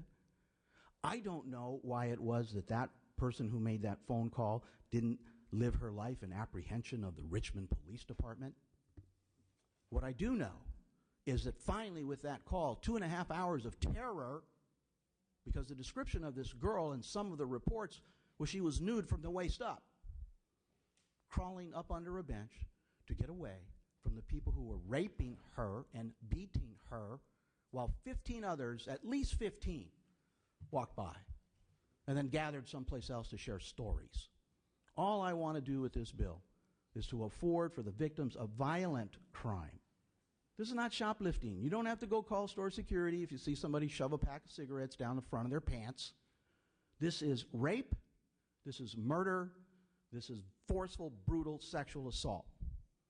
And by expanding this legislation to include domestic partners, I think we are reflecting a change in California. Ask for an aye vote. Mr. Chair, since I believe the author was pointing out that I somehow misrepresented, if have 2 minutes to respond. I am sorry. I value. And that was new. Okay, that was a close. That was new for me. I represent the area where the Richmond rape occurred.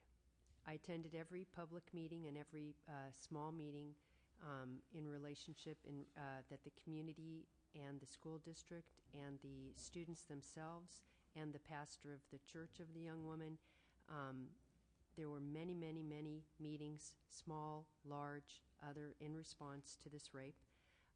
I hosted some myself, and I've attended all that I could, and I've interacted a great deal with the students, the school officials, the school district members, the police department, the faith-based community, the neighborhood violence prevention, the youth programs that are trying to deal with these kind of acts that occur, sometimes, unfortunately, more often are low-income communities, but certainly not only.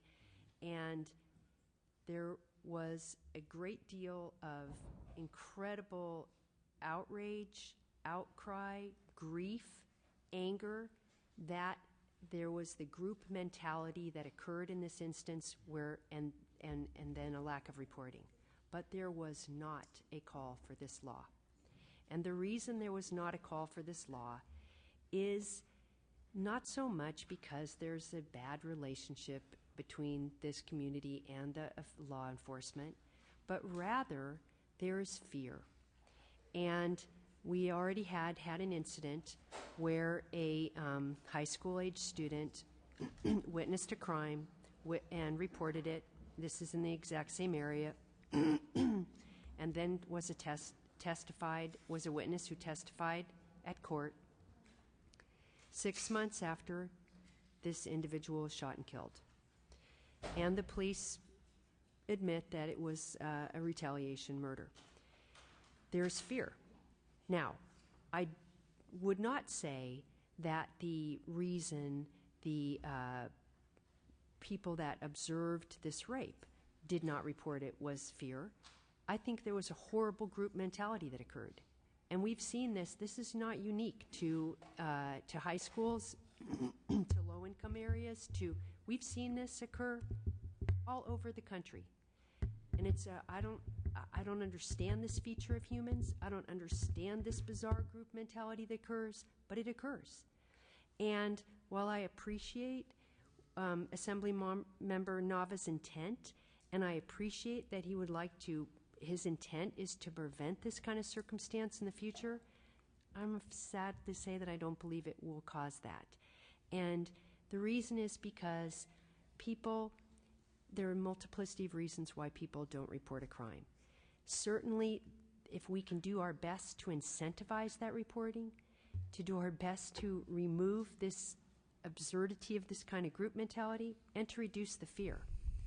I called a meeting this last weekend with people in the Richmond community from various of the community safety agencies, from the Rape Crisis Center, from city officials, school officials, and others, because I didn't want to be in a situation where I was casting a vote that it somehow was at odds with them.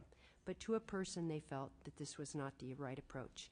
And that is not because they do not want to incentivize witnesses, but they felt, especially given that we have no provision for witness safety for people under 18. And so their concern was that this wouldn't necessarily cause more witnesses to report. So while, again, I do appreciate the intent of what Assemblymember Nava is trying to achieve, I will not be supporting this law, nor will I be supporting the bill that I understand may be introduced by a senator that is a slight variation on it. But either way, they will not, in my opinion, accomplish the goal, and they're not necessarily being called for by the community. Mr. Hagman. Thank you, Mr. Chairman. Thank you, Mr. Nava, for bringing this issue up. And I have spoken both sides. And, you know, the example that we have in front of us is a very horrific type of crime. And I'm a believer in human faith somewhat, that we put our managers and our elected bodies for a position to use the tools and toolboxes they have at their disposal. And I think far too often here in the Assembly or the Capitol in general, we try to put everything in the black and white box. In this case, we're going to do this. In this case, with that, because that's what we deal with. We deal with the laws and legislation. I'm supportive of your bill, and I want to go ahead and move that. But I want to say a couple of different things about it. First of all, I believe in the District Attorney's Office to use this when it's appropriate. And I think the incident you brought up is definitely appropriate. I think every one of those members who stood by and watched this should be prosecuted to the full extent that we can, even though they are minors. But this is something that is a very horrific act that, unless there is some sense of right and wrong that we have in our society, that this stuff may still occur. Not that this bill or this law should be applied to every circumstance, because there's going to be a lot of gray areas. Do I know this is a crime or not? Do I know this person's of certain ages or whatever? Those things are abstractual, and generally those come out in court. And there's provisions in the current law and the existing law that you're proposing that will protect those who are in fear, and that those who fear from retribution or don't have protections. We have witness protection programs and such. But I think this is one additional tool in the toolbox that our prosecution can use, our law enforcement agency can use, and frankly our society needs to be able to know that they cannot condone acts that are very obvious, that are wrong, illegal, and that we need to protect our mutual citizens. So I'll move the bill. Any other? Thank you. Any other members? All right.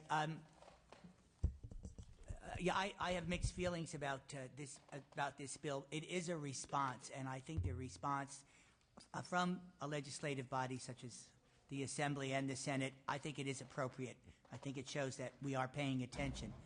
I'm not totally sold on all of this, but out of courtesy and respect to Mr. Nava, I'm going to vote to send it to the floor. I'd like to have more conversations with Mr. Nava about what will happen to my vote on the floor. Obviously, as you know, with the senator involved, it's an open question about how the bill is going to be received and et cetera. Of course, Mr. Knob is a veteran, so he understands that. So do I have a motion, Mr. Hagman? And there's a second? All right, if we could have a roll call, please. Amiano? Aye. Amiano, aye. Hagman? Hagman, aye. Furtani? Not voting. Furtani, not voting. Gilmore? Gilmore, aye. Hill? Huffman? Skinner? It's on call. All right, we'll put this on call, Mr. Nava. Thank you very much. Thank you. All right, we need to recess the meeting till 2:30. I'll see you all back here then. Thank you.